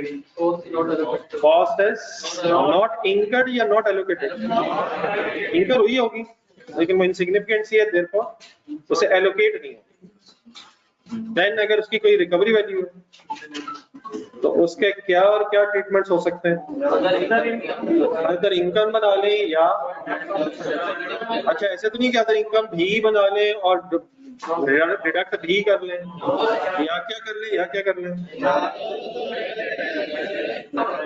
और अगर एग्जामिनर क्वेश्चन में ना बताए कि इसका क्या ट्रीटमेंट करना है, फिर आप जॉइंट कॉस्ट से उसे नेट ऑफ करें, और देन जो नेट जॉइंट कॉस्ट है वो फिर एलोकेट होगी बिटवीन द जॉइंट प्रोडक्ट्स। ठीक है, तो मुझे एक पेजेस का सेट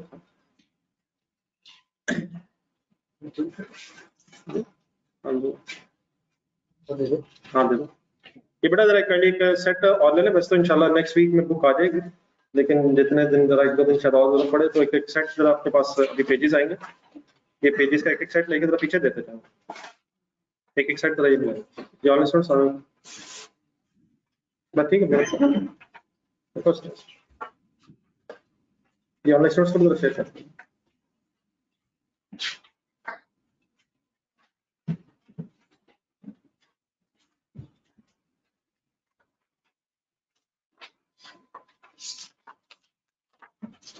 कुछ दिन जरा पेजेस संभाल लीजिएगा, वैसे तो ये बुक में सारे पेजेस हैं, लेकिन जरा ये जब तक बुक आपके पास नहीं आ रही इनको जरा संभाल कर रखिएगा पेजेस को। इनके पास ये पेजेस आते जाए, इसमें जरा मेरा ख्याल है क्वेश्चन नंबर 1 ढूंढना, मेरा ख्याल है सेकंड या थर्ड पेज पे। फर्स्ट पेजेस पे तो वही है जो मैंने अभी आपके साथ कल से लेकर डिस्कस किया। थर्ड पेज का नंबरिंग है इसमें, बस थर्ड पेज के स्टार्ट पे। अगर किसी का कोई फ्रेंड आज मिसिंग है तो काइंडली उसके लिए भी नोट्स ना रखिएगा, तो इंशाल्लाह उसको जब आएगा तो दे देंगे। फिलहाल काइंडली अपने लिए एक रखते पीछे तो उसने शायद कैलकुलेट करके काउंट करके ना करवाया, कॉपी ना करवाइए तो फिर ऐसे कम होगा बाद में आपके लिए। जी 1 लाख बड़ा कॉस्ट इंकर हुई है अब्दुल मतीन साहब। सपोज अगर 1 लाख कॉस्ट इंकर हुई है और उस कॉस्ट इंकर होने से एक बाय प्रोडक्ट बन गई है और उस बाय प्रोडक्ट की एक रिकवरी वैल्यू 1000 है, तो एक सोचने का स्टाइल ये भी हो सकता है कि लाख का खर्चा हुआ और ये 1000 रुपया उस खर्चे की वजह से कमाया जा सकता है। तो इन अदर वर्ड्स नेट हमारी जो कॉस्ट है वो फिर 99,000 रह गई है इस एग्जांपल की बेस पे, तो फिर उसे ही एलोकेट कर देंगे बेस्ड ऑन फिजिकल क्वांटिटी और sale value method between the joint products, ठीक है, रादर देन अदर इनकम बनाने।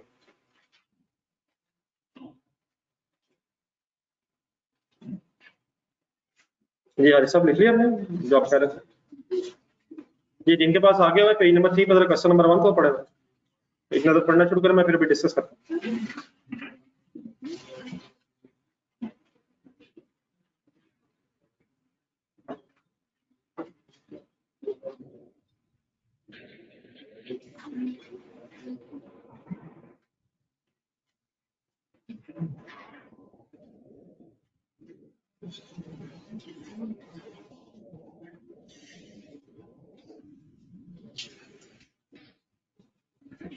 ये बिल्कुल इसमें खुला हुआ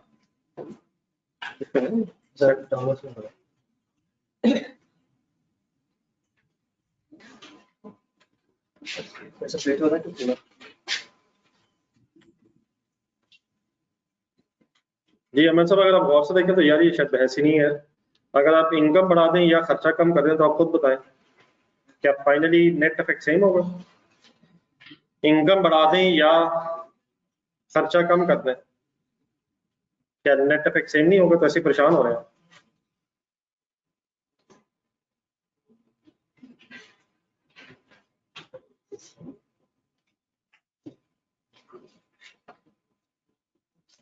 ये सिर्फ खौफ है।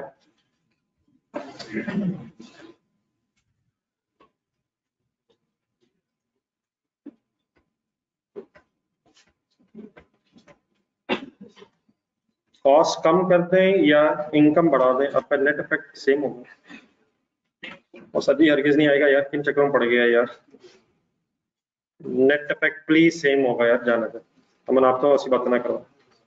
अपने कल से क्लास टाइम पे लेनी है, वरना फिर इस तरह की अपने बातें करके अपने आप को टेंशन नहीं है, ठीक है please.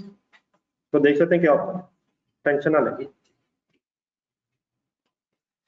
This is question number 1 by the name of M Corporation. सबके पास आगे जी ऑनलाइन स्टूडेंट्स आपने जरा मेरे साथ रहना, ये शेयर हो गया ऑनलाइन स्टूडेंट्स आपको? वैसे सेट शेयर तो मैंने कर दिया, लेकिन आप फिलहाल मेरे साथ ही पढ़ेगा। ये फर्स्ट लाइन से पढ़े जी। इन कॉस्ट अकाउंटिंग के जितने भी ये टॉपिक्स हैं इनमें कॉन्सेप्ट्स को ज्यादा नहीं है, कॉन्सेप्ट थोड़े से ही हैं, लेकिन उनकी बेस पे जब क्वेश्चन बनने शुरू होते हैं तो उसमें फिर अनलिमिटेड किस्म की पॉसिबिलिटीज बन जाती हैं। तो क्वेश्चन को पढ़ के अंडरस्टैंड करना और उसके बेस पे फिगर्स ढूंढना, ये फिर रियल चैलेंज होता है। तो आए जरा गेम आज पहली दफा शायद क्वेश्चन नंबर 1 से सही शुरू हो रही है। भारत 100% अगर इन्वॉल्वमेंट रहे तो कोई इश्यू वाली बहस नहीं है। M corporation, M company sorry, buys Xeon for processing, यही question. At the end of processing in department 1, Xeon splits off into products A, B, and C. A is sold at couplet of point with no further processing. B and C require further processing before they can be sold. B is processed in department 2 and C is processed in department 3. First line में दोबारा वापस जाएं, department 1 में क्या होता है, एक Xeon पे वर्ड यूज हुआ है, ए बी सी क्या है, प्रोडक्ट्स हैं, प्रोडक्ट्स का मतलब ये बना रहे हैं, किससे बना रहे हैं, जियोन को सॉर्ट ऑफ रॉ मटेरियल महसूस हो रहा है, क्या खरीद रहे हैं हम, उसे किस प्रोसेस, किस डिपार्टमेंट में प्रोसेस करते हैं, और फिर डिपार्टमेंट 1 में वो स्प्लिट हो जाता है 3 प्रोडक्ट्स में, ए बी सी। ए को कैस कब भेज देते हैं, डेटा पॉइंट पर ही, कोई फर्दर प्रोसेसिंग नहीं करते। बी को किस डिपार्टमेंट में लेके जाते हैं, डिपार्टमेंट 2 में फर्दर प्रोसेसिंग के लिए, और सी को। The following is a summary of the cost and other related data for the year ended 30th June 2015. Departments के नाम है 1 2 3, रुपीज आ रहे हैं। कॉस्ट ऑफ जियोन सिर्फ किस डिपार्टमेंट में है, डिपार्टमेंट 1 में। कोई नहीं आता। कॉस्ट ऑफ जियोन देखें आगे डाटा किस डिपार्टमेंट में, फिर डायरेक्ट लेबर है, फैक्ट्री ओवरहेड्स हैं। डिपार्टमेंट 2 और 3 में कोई जियोन दोबारा नहीं है, सिर्फ फर्दर क्या है, डायरेक्ट लेबर और फैक्ट्री ओवरहेड्स है। एक वर्ड बेटा कुछ दिन पहले हमने यूज किया था, प्राइम कॉस्ट। प्राइम कॉस्ट किसे कहते हैं,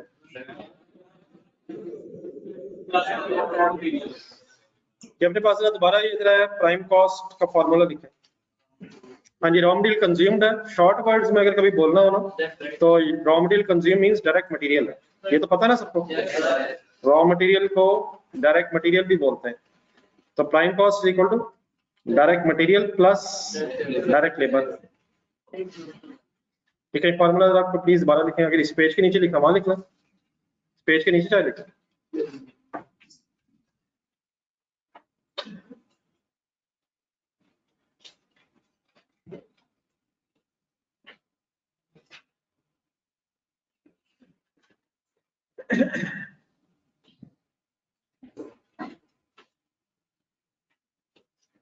अच्छा, एक मैंने आपको चीज और भी जरा बतानी है। आप जरा इंडिविजुअल क्वेश्चन एक में पढ़ेंगे, आपको एक जरा लाइव का प्रॉब्लम आया तो आप जरा इंडिविजुअल क्वेश्चन पढ़े, मैं जरा 1 मिनट जरा वेट कर, एक क्वेश्चन कंप्लीट करें, बाकी मैं चीजें खुद एक्सप्लेन करता हूँ।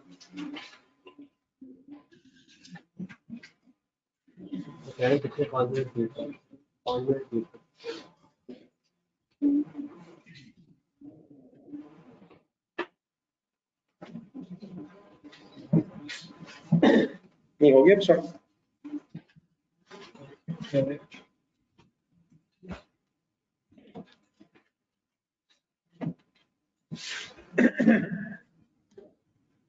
ये क्वेश्चन के डिस्कशन से स्टार्ट करना, दोबारा आपसे नहीं पूछ रहा, आपको पढ़े क्वेश्चन। ये क्वेश्चन के डिस्कशन से पीछे पीछे हो गया सारा। प्लीज लाइव स्ट्रीमिंग वालों से पूछ लो, आई होप कि मेरे क्वेश्चन का आंसर दिया जा सकता है।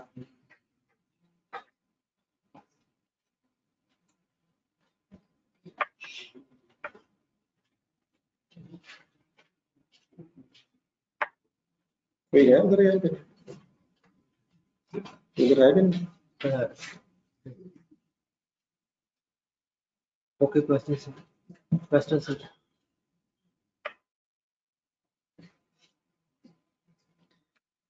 जी सर, फर्स्ट लाइन सर हमें सर एक बार दोबारा पढ़ लीजिए जरा। सॉरी फॉर इनकमिंग सर, कुछ जगह पे प्रॉब्लम आया था। M company buys Xeon for processing. अच्छा, इन क्वेश्चंस को पढ़ते पढ़ते ना आपने जिस तरह छोटे छोटे मैं डायग्राम से बना रहा था, प्रोसेस क्या निकल रहा है उसमें से, उस तरह के एक जरा डायग्राम अपने जहन में बनाने की कोशिश किया करें। and company buys Xeon for processing. At the end of the processing in department 1, Xeon splits off into A, B and C products. A is sold at split off with no further processing. B and C requires further processing before they can be sold. B is processed in department 2 and C is processed in department 3. ठीक है, तो यहां तक की story है कि department A में Xeon as a raw material in हो रहा है और इससे डिपार्टमेंट 1 से फिर प्रोसेसिंग कंप्लीट करके प्रोडक्ट्स ए, बी और सी प्रोड्यूस हो जाती हैं। ए को एज इट इज बेच रहे हैं और फर्दर प्रोसेसिंग नहीं हो रही, बी को डिपार्टमेंट 2 में और सी को डिपार्टमेंट 3 में फर्दर प्रोसेस करके बेचा जाता है। Then the following is a summary of the cost and other related data for the year ended 30th June 2015. Departments हैं 1 to 3 और इसमें जो डाटा दिया हुआ है लेफ्ट साइड से पढ़े जरा। कॉस्ट ऑफ Xeon डिपार्टमेंट 1 में, अब Xeon रॉ मटेरियल का भी खर्चा होगा, रॉ मटेरियल का खर्चा होगा सर, जिसमें लेबर ऐड हुआ और फैक्ट्री ओवरहेड से दिए हुए। अगर इन तीनों फिगर्स को सम कर लेंगे तो डिपार्टमेंट 1 की टोटल कॉस्ट आ जाएगी।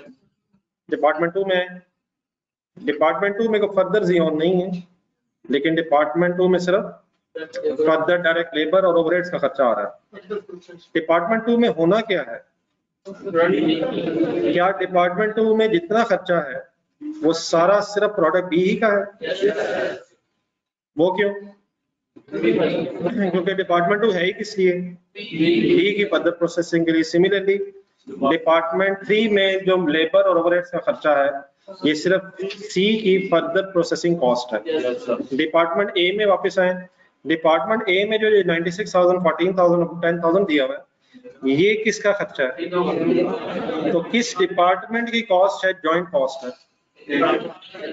डिपार्टमेंट ए में जो कॉस्ट है वो जॉइंट कॉस्ट है, डिपार्टमेंट बी की जो कॉस्ट है वो सिर्फ further processing cost of B है और डिपार्टमेंट 3 की cost further processing cost of department C है।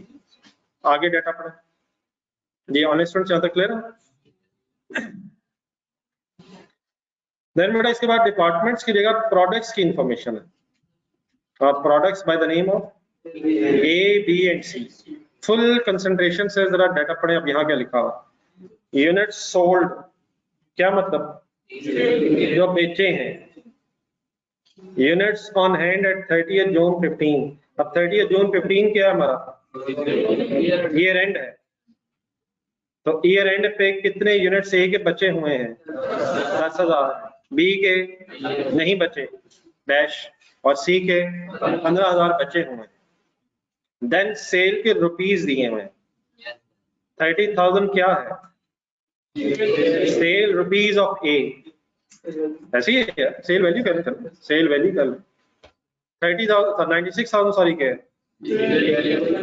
और सी क्या है? सी के 141,750 के है। अब आपने गौर से मेरे एक क्वेश्चन का आंसर सोच के देना है। ये 30,000 है सेल रुपीस ऑफ ए, 20,000 के number of unit sold of A. अब सेल प्राइस, अगर सेल वैल्यू अगर आपने बनानी हो सेल वैल्यू, तो किसको किससे मल्टीप्लाई करके बनाएंगे?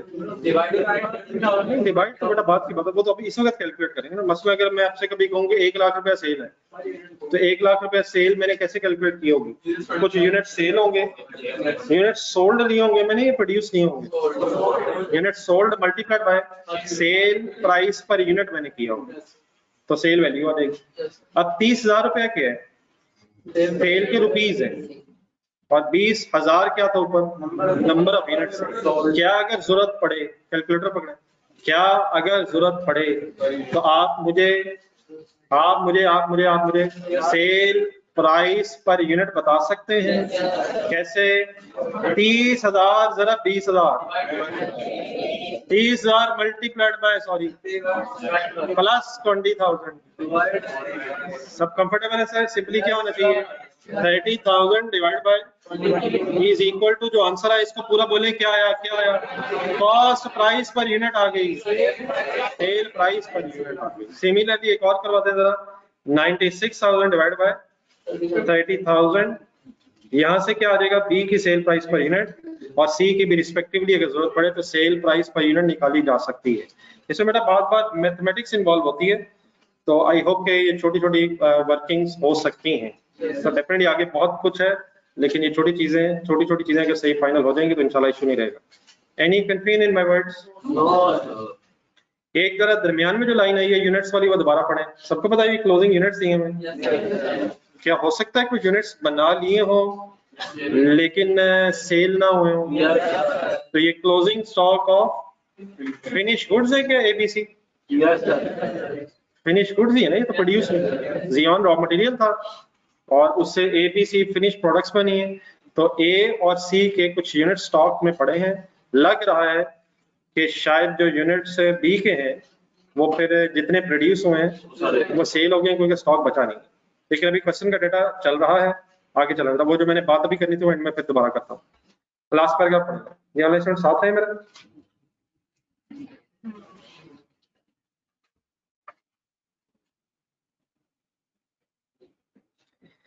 There were no opening inventories, या बल्कि there were no inventories on hand on 1st July 14. 1st July 14 क्या कहलाएगा? 30 जून 15 ईयर एंड है, तो 1st जुलाई 14 पे ओपनिंग इन्वेंट्रीज नहीं थी। No inventories on hand on 1st July and there was no Xeon on hand on 30 June 2015 पे। Xeon का closing भी नहीं है, पीरियड के स्टार्ट पे कोई इन्वेंट्री नहीं है और पीरियड के एंड पे ए बी सी में से ए और सी की इन्वेंट्री है, लेकिन वो रॉ मटेरियल की बता रहा है कि रॉ मटेरियल की कोई इन्वेंट्री नहीं। जियोन क्या था? तो ओपनिंग इन्वेंट्री शायद किसी की भी नहीं है considered. There were no inventories on hand on 1st July. होती नहीं है, नहीं। लेकिन ईयर एंड पे किस और किसकी तो है, किसकी नहीं है? ए की सी है, ए और सी की है, बी की तो वैसे पता चल गया कि नहीं है वहां। लेकिन इन एडिशन ये बता रहा है कि रॉ मटेरियल का भी क्लोजिंग स्टॉक नहीं। ठीक है, हो सकता है डेफिनेटली, लेकिन इस वक्त डाटा में नहीं। Next slide. All units on hand at 30 June 2015 were complete as to processing. Underline करें इस सेकंड सेंटेंस में। अब आपको कुछ वो बताना चाह रहा है। All units on hand at 30 June 15 were complete as to processing. Work in process भी नहीं, होता नहीं है या नहीं है, फिलहाल है नहीं। और work complete as to processing, ठीक है। वर्क इन प्रोसेस क्या होता है हमें क्या पता? हमें पता है लेस देन 100% कंप्लीटेड गुड्स है, वर्क इन प्रोसेस है। तो अल्हम्दुलिल्लाह कोई भी ऐसी गुड्स नहीं है जो बन रही हो और ये रन आ गया। लास्ट सेंटेंस अंडरलाइन करना सबने। M company uses market value at separate point to allocate the joint product. यकीनन एक छोटा सा वर्ड डिफरेंट जरूर हुआ है, लेकिन जरा सोच के बताएं क्या ये वही मेथड तो नहीं जो थोड़ी देर पहले हम डिस्कस कर रहे थे? तो मार्केट सेल वैल्यू को मार्केट वैल्यू कह सकते हैं। सेल वैल्यूज पे ही शायद आप मार्केट में चीजें बेचते हैं। तो market value at separate point method means sale value method ही की बात हो रही है। जॉइंट कॉस्ट को एलोकेट करने के कितने मेथड हैं? दो ही हैं सर, तीसरा कौन सा है वो जब पढ़ेंगे तो पता चलेगा। मुझे हो सकता है चौथा भी निकला। फिलहाल आपको कौन कितने मेथड्स पता है? तो किस मेथड की बहस हो रही है? Sale value method means market value method at separate point. लेकिन मैडम आपने क्वेश्चन कंप्लीट कर लिया है, इसमें कोई बाय प्रोडक्ट नहीं निकली, क्या निकली है? अच्छा, ये जो जॉइंट प्रोडक्ट्स बाय प्रोडक्ट्स की बहस नहीं एग्जामिनर खुद करेगा, हमने एग्जाम में डिसीजन नहीं लेना कि कौन सी प्रोडक्ट बाय प्रोडक्ट है कौन सी जॉइंट प्रोडक्ट है। ठीक है, तो बाय प्रोडक्ट मेंशन करेगा तभी हमने अज्यूम करना। वैसे अपनी अंडरस्टैंडिंग के लिए जॉइंट प्रोडक्ट्स वो है जिनकी वैल्यू सिग्निफिकेंट होती है और by product insignificant value product को कहते हैं। तो इस वक्त इस क्वेश्चन के डाटा में हमारी बाय प्रोडक्ट आइडेंटिफाई नहीं हुई है। अच्छा, रिक्वायरमेंट पढ़ने से पहले मैं एक छोटी सी चीज आप लोगों को बता रहा था। प्राइम कॉस्ट के एंगल से तो खैर पुरानी बात होपफुली मैंने की है। प्राइम कॉस्ट कैसे करते हैं? देखिए बेटा, एक जरा फॉर्मूला और भी अपने पास लिखें। एक वर्ड और यूज होता है कन्वर्जन कॉस्ट। प्राइम कॉस्ट के साथ साथ एक और टर्म यूज होती है कन्वर्जन कॉस्ट। ये ऑनलाइन स्टूडेंट्स कर लिया आप भी जरा। Prime cost is equal to, अच्छा डेफिनेटली डायरेक्ट मटेरियल मैंने लिखा, it is simply another name for raw material, और रॉ मटेरियल कंज्यूम्ड ही है, डायरेक्ट मटेरियल कंज्यूम्ड ही है, मैं वर्ड थोड़ा सा मिनिमाइज कर रहा हूँ। Direct material plus direct labour is equal to prime cost. Conversion cost अगर कभी वर्ड बोला जाए ना तो it is sum of direct labour and factory overheads. Raw material को फिनिश गुड्स में कन्वर्ट करने के लिए जो खर्चा होता है, रॉ मटेरियल को फिनिश गुड्स में अगर कन्वर्ट करना है तो फिर कौन कौन सा खर्चा एक्स्ट्रा करना पड़ेगा? डायरेक्ट लेबर का खर्चा भी करना पड़ेगा और फैक्ट्री ओवरहेड्स का खर्चा भी करना पड़ेगा। तो अगर कन्वर्जन कॉस्ट वर्ड बोला जाए तो वी मीन्स टू से direct labour plus factory overheads. अब आपने यहाँ से गलत तरफ कहीं नहीं चले जाना, तो दो तीन क्वेश्चंस के आंसर दे देना। मैन्युफैक्चरिंग कॉस्ट किसका सम होता है?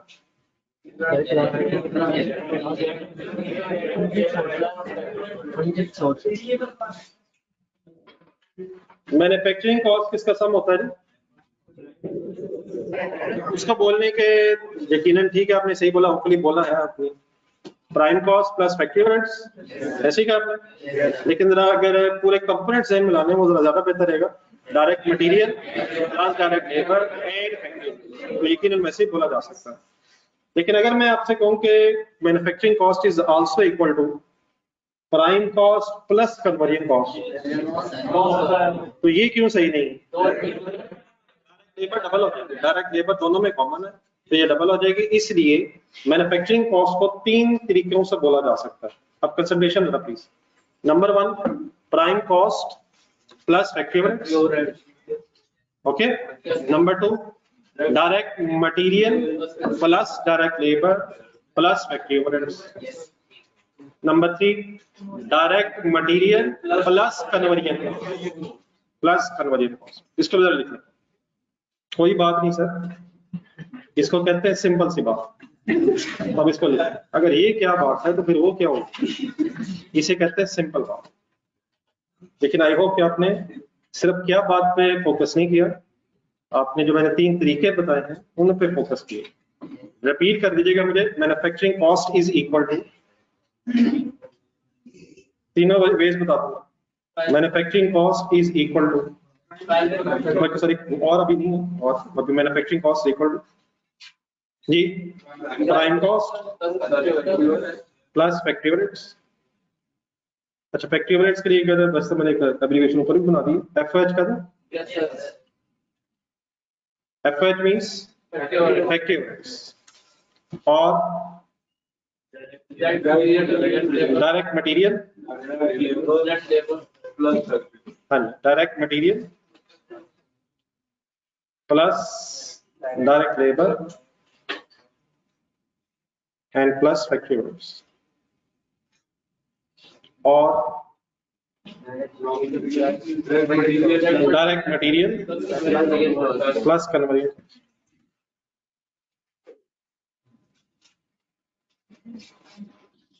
इसमें जो सेकंड वन है, ये अगर बाय डिफॉल्ट ज़हन में रहे तो अच्छा है, मींस पूरे उसके कंपोनेंट्स के नाम जरा ज़हन में रहे। Direct material, direct labour plus factory overheads, direct material, direct labour plus factory overheads.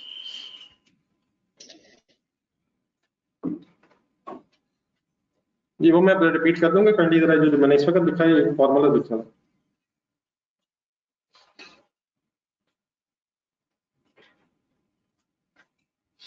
जब इसकी रिक्वायरमेंट्स डेफिनेटली भी इनिशियली आपने मेरे साथ ही करनी है। जरा क्वेश्चन का डाटा एक नजर इंडिविजुअली खुद से पढ़ लें और अपने जहन में जरा एक डायग्राम बना लें, ताकि उसका सभी लिख के सारा सॉल्व करते हैं। अब इसकी क्या क्या फाइंड आउट करनी है चीजें, वो मैं आपके साथ अभी डिस्कस करता हूँ। एक नजर क्वेश्चन आप लोग दोबारा पढ़ो।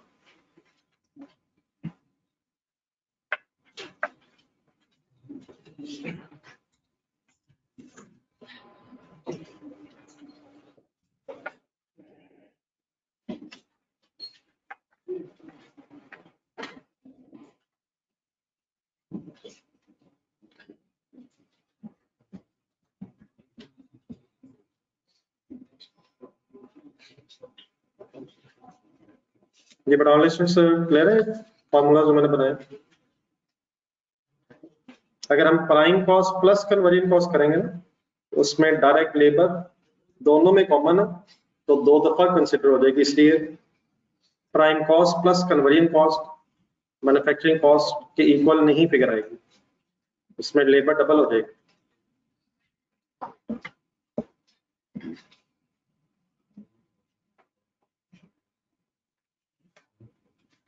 ये वाला नोटेड है प्लीज।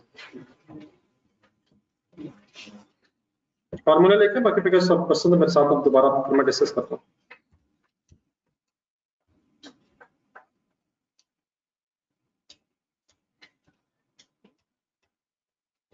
Anybody writing please. चलिए क्वेश्चन की रिक्वायरमेंट की तरफ आए, शुरू करें जी प्लीज होंगे स्टूडेंट्स। इन क्वेश्चंस में रिक्वायरमेंट्स अंडरस्टैंड करना सबसे पहले मेन इशू होता है। क्वेश्चन पढ़ लिया, इंशाल्लाह क्वेश्चन जब भी आप पढ़ेंगे कॉस्ट अकाउंटिंग का, आप क्वेश्चन को एंजॉय करेंगे, लेकिन क्वेश्चन को एंजॉय करने के फौरन बाद फिर उसे सॉल्व भी करना है। और सॉल्व करने के लिए मिनिमम पॉसिबल रिक्वायरमेंट ये है कि पहले वो समझ आए कि मांग क्या रहा है। तो what is the examiner is asking from us, number 1 market value at separate of point for product is total units produced for the year। अपने वर्ड्स में ट्रांसलेट करने की कोशिश करें।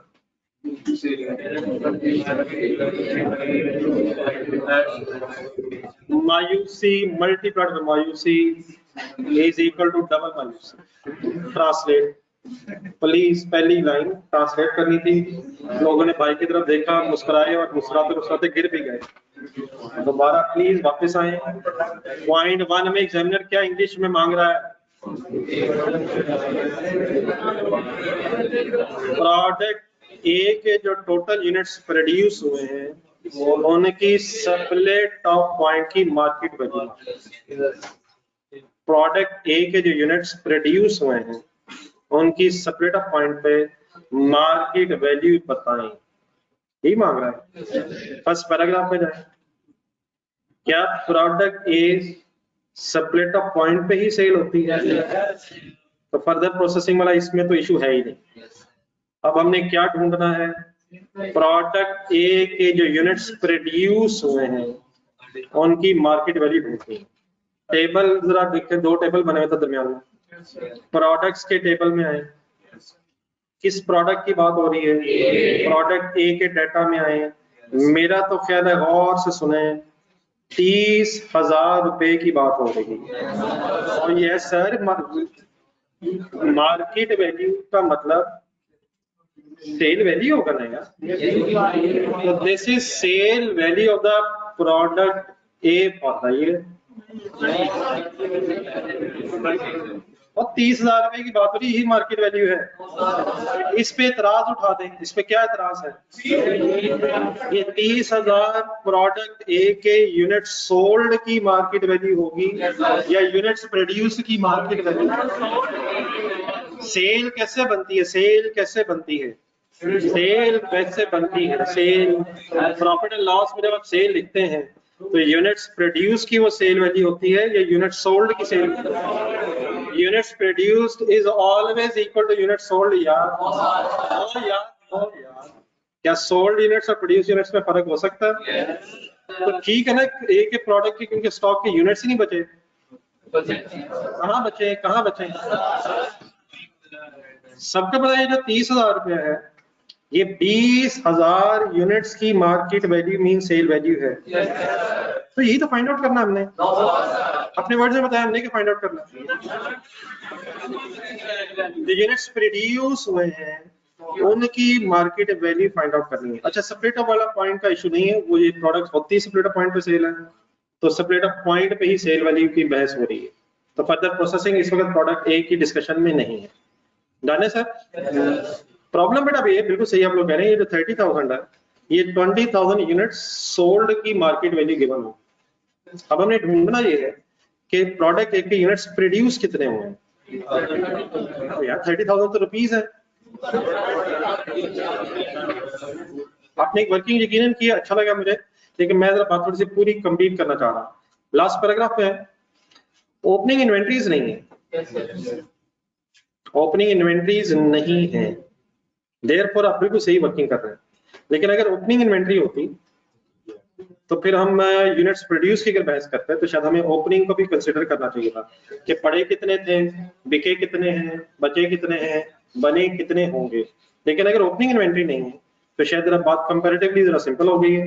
20 यूनिट्स प्रोडक्ट ए के हैं, वो क्या है, वो सेल हुए हैं। 10,000 क्या है, वो बचे हैं। और अगर ओपनिंग नहीं है तो कितने बने होंगे, तभी 20,000 बिक के 10,000 बचे हुए। कितने बनाए होंगे तो कितने बेच के कितने बच गए। 30,000 प्रोड्यूस हुए होंगे तभी 20,000 सेल होके 10,000 बच गए। तो अगर आपको सोल्ड यूनिट्स, क्लोजिंग स्टॉक के यूनिट्स पता चल जाए, फिलहाल ओपनिंग नहीं है, लेकिन अगर ओपनिंग होगा तो इंशाल्लाह फिर भी वर्किंग करना सीख लेंगे।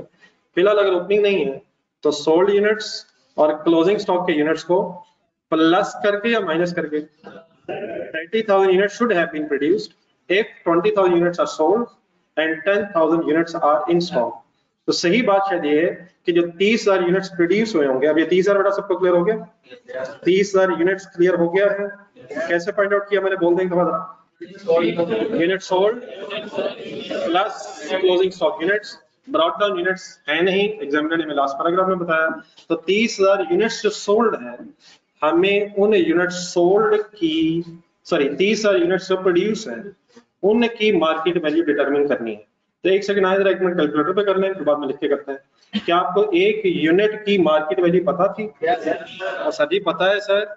कैसे निकाली थी यार, रिपीट कर दें जरा यार, रिपीट कर दें यार प्लीज यार, प्लीज रिपीट कर दें। फिगर्स 30,000 डिवाइडेड बाय 20,000 यूनिट्स करके क्या फाइंड आउट हुआ, सेल प्राइस पर यूनिट। और अगर सेल प्राइस पर यूनिट का मल्टीप्लाई करते हैं 30,000 यूनिट्स प्रोड्यूस से, तो हमारे पास जो 45,000 रुपीज आएंगे। तो कैलकुलेटर पे कोई भी बेटा सॉल्व कर लेगा। इसका नाम बताइए क्या है, market value of the product is units produced. हाँ इधर हेडिंग लिख के इस क्वेश्चन की फिगर्स लिखना शुरू करते हैं रजिस्टर में। जी ऑनलाइन स्टूडेंट्स को साथ दे रहे हैं मेरा।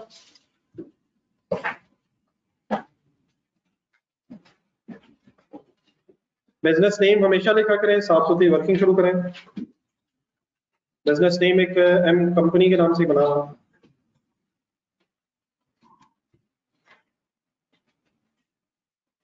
रिक्वायरमेंट 1 की इधर हेडिंग सी को लिखवा दें। क्या फाइंड आउट करना चाह रहे हैं? मायूसी ना बनाया करें क्लास में, मायूसी रिक्वायर्ड नहीं है। फुली इन्वॉल्व ना करें, पता चले क्लास हो रही है, आपको भी महसूस हो। साथ वाले ने अगर फिगर बोल दी, साथ वाले ने कैलकुलेट कर ली, तो आपकी तरफ से हरगिज नहीं हुई। सबका अपना अपना प्लीज सीए करने का मिशन है। Please what is the summary of requirement A, क्या फाइंड आउट करना है? मार्केट वैल्यू ऑफ व्हाट यार, what of product is units produced, product is total units produced.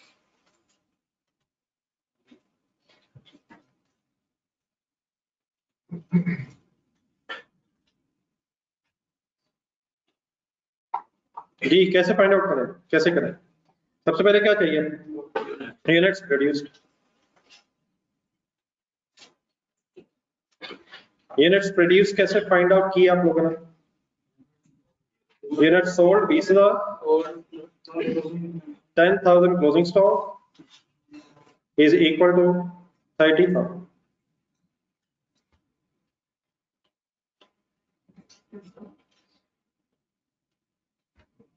Ji online students okay? तो चलता sir cell. कितने बेचे, कितने बचे? 10,000 कैसे बच सकते हैं, 20,000 कैसे बिक सकते हैं? 30,000 तो मिनिमम बनाए, 100 अगर ओपनिंग नहीं है 30 बनाए, 20 सेल हो गए, 10 बच गए। डन है प्लीज। रिवर्स वर्किंग आपसे रिक्वायर्ड है। देन क्या फाइंड आउट करना है, सेल प्राइस पर यूनिट।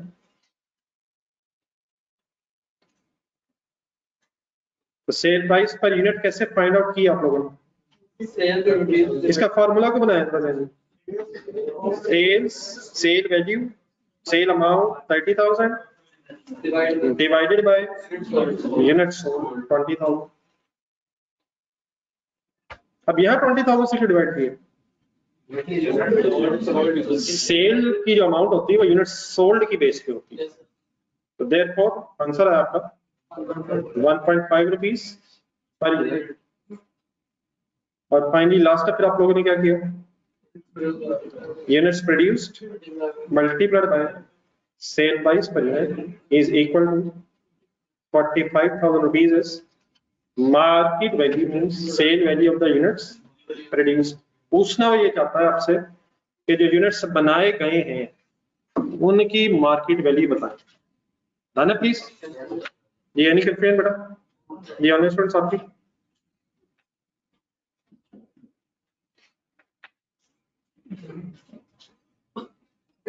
क्या ये मार्केट वैल्यू सेपरेट पॉइंट की है? ओके, ये प्रोडक्ट सेल ही सेपरेट पॉइंट की, उसी पॉइंट पे तो सेल की जा रही है। ये online students everything is okay?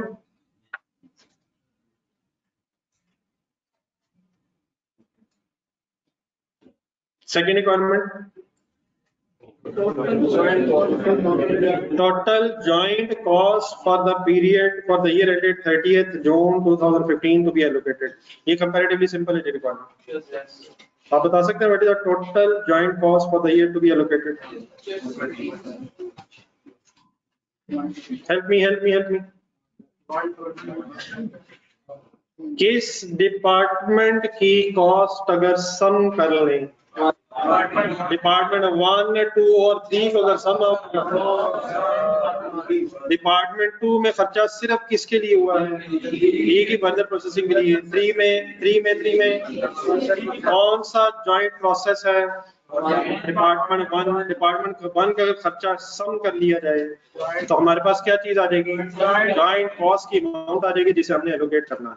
तो आए सिंपली क्या करना है, number 2 requirement, total joint cost to be allocated. तो कौन सा डिपार्टमेंट जॉइंट डिपार्टमेंट है, total joint cost to be allocated. जी ओके प्लीज। अच्छा इसके साथ देख लें जरा, डिपार्टमेंट 1 या नीचे चले लिख रहे हैं हेडिंग के नीचे।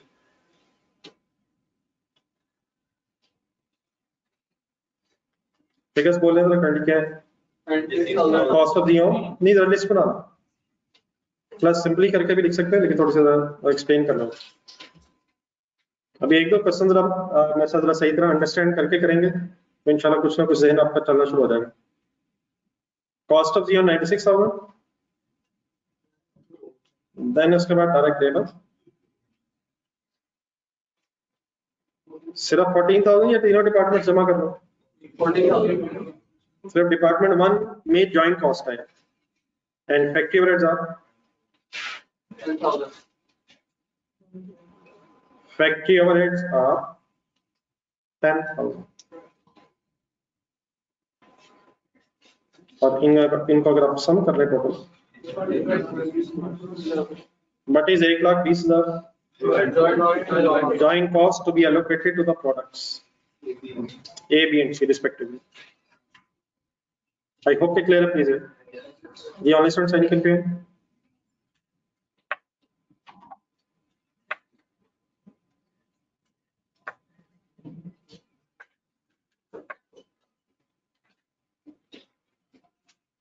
Please note it up this। Third requirement understand करना शुरू करो।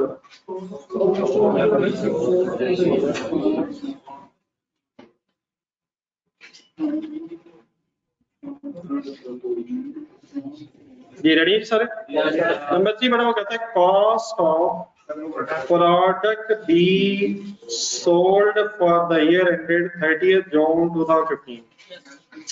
Cost of product B sold for the year ended 30th June 2015। The words की ट्रांसलेशन क्या हो जाएगी? प्रोडक्ट बी के जो यूनिट सोल्ड हैं उनकी कॉस्ट फाइंड आउट करनी, ऐसे ही सर। प्रोडक्ट बी को बनाने में आपको पता है कौन कौन से डिपार्टमेंट ने रोल प्ले किया है? तो डिपार्टमेंट 1 का खर्चा अगर प्लस कर लें यार, डिपार्टमेंट 1 में एलोकेट क्यों करना है? सिर्फ बी का खर्चा नहीं, ए बी सी का। तो क्या बी का कोई शेयर ऑफ जॉइंट कॉस्ट है इस डिपार्टमेंट में? तो अगर वो शेयर आ जाए और उसमें प्लस कर लें डिपार्टमेंट 2 का सारा खर्चा, क्योंकि डिपार्टमेंट 2 में सारी प्रोसेसिंग बी की हो रही है, तो ये हमारे पास किस प्रोडक्ट की टोटल कॉस्ट आ जाएगी? ये प्रोडक्ट बी की कॉस्ट आ जाएगी, और शायद वहां से फिर हम अपनी रिक्वायरमेंट नंबर 3 सॉल्व कर सकते हैं। लेकिन रिक्वायरमेंट नंबर 3 सॉल्व करने के लिए क्या हमें कोई एलोकेशन टेबल बनाना पड़ेगा? एलोकेशन टेबल में एबीसी पे कॉस्ट एलोकेट करनी पड़ेगी। क्वेश्चन के एंड में आएगा रिक्वायरमेंट्स ऊपर पड़े तो मेथड उसने एलोकेशन का बताया होगा। बताया हुआ सर, कौन सा मेथड है? लेकिन सेल वैल्यू मेथड अप्लाई करना अगर आपने सेपरेट ऑफ पॉइंट पे, तो सिचुएशन जो बनी हो ये है कि product A separate of point पे ही सेल हो रही है और बी और सी अदर प्रोसेस हो रहे हैं। तो ए के लिए शायद हमें सेपरेट ऑफ पॉइंट की ही सेल वैल्यू रिक्वायर्ड होगी, लेकिन बी और सी के लिए हमें शायद assume sale value at separate of point बनानी पड़ेगी। ठीक है, चलिए अब इस वक्त टाइम जरा थोड़ा सा कम रह गया, तो इंशाल्लाह इसको मंडे को यहीं से दोबारा स्टार्ट करेंगे। 1-2 दिन पहले जरा मुझे और देने ताकि थोड़ा सा आपके कॉन्सेप्ट फाइनल कर लो, फिर इंशाल्लाह होमवर्क्स की तरफ जाऊंगा। ठीक है, लेकिन बहरहाल आपसे रोज रिक्वेस्ट यही करता हूँ कि जो क्लास में हो जाए उसको जरूर 10-15-20 मिनट कम से कम देके रिवाइज करके रिफ्रेश करके आएगा। कोई कंफ्यूजन लेके तो नहीं घर जा रहे? ये स्टूडेंट्स आप क्लियर है सारे? ये लाइव स्ट्रीमिंग में आप क्लियर हो गए सारे? यहाँ पे जितनी बातें हैं, जो चीजें रह गई थी दोबारा मैंने बाकी डिफरेंट नेक्स्ट क्लास में डिस्कस करूंगा, लेकिन जो चीजें नहीं हो सकी डिस्कस होके होगी प्लीज।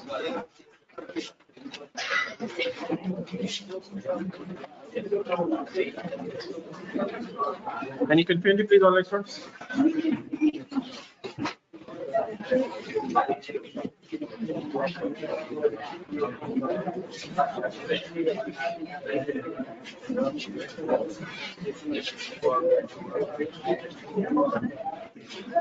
ये R2 सर अच्छा कैसे जा सकता है जब आप क्लासेस ही नहीं ले रहे?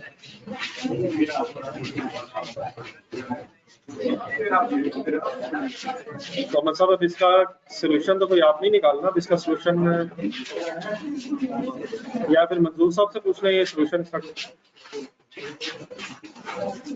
मुझे लग रहा है कि आप और मंजूर साहब इस वक्त सेम रास्ते के मुसाफिर बने हुए।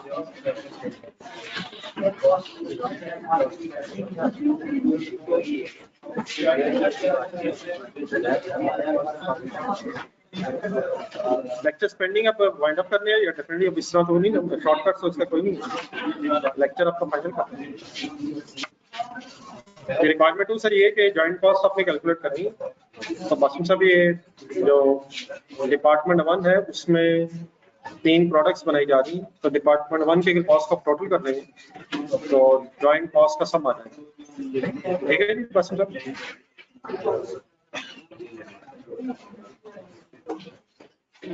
जी ऑनलाइन कोई और क्वेश्चन? अल्लाह हाफ़िज़।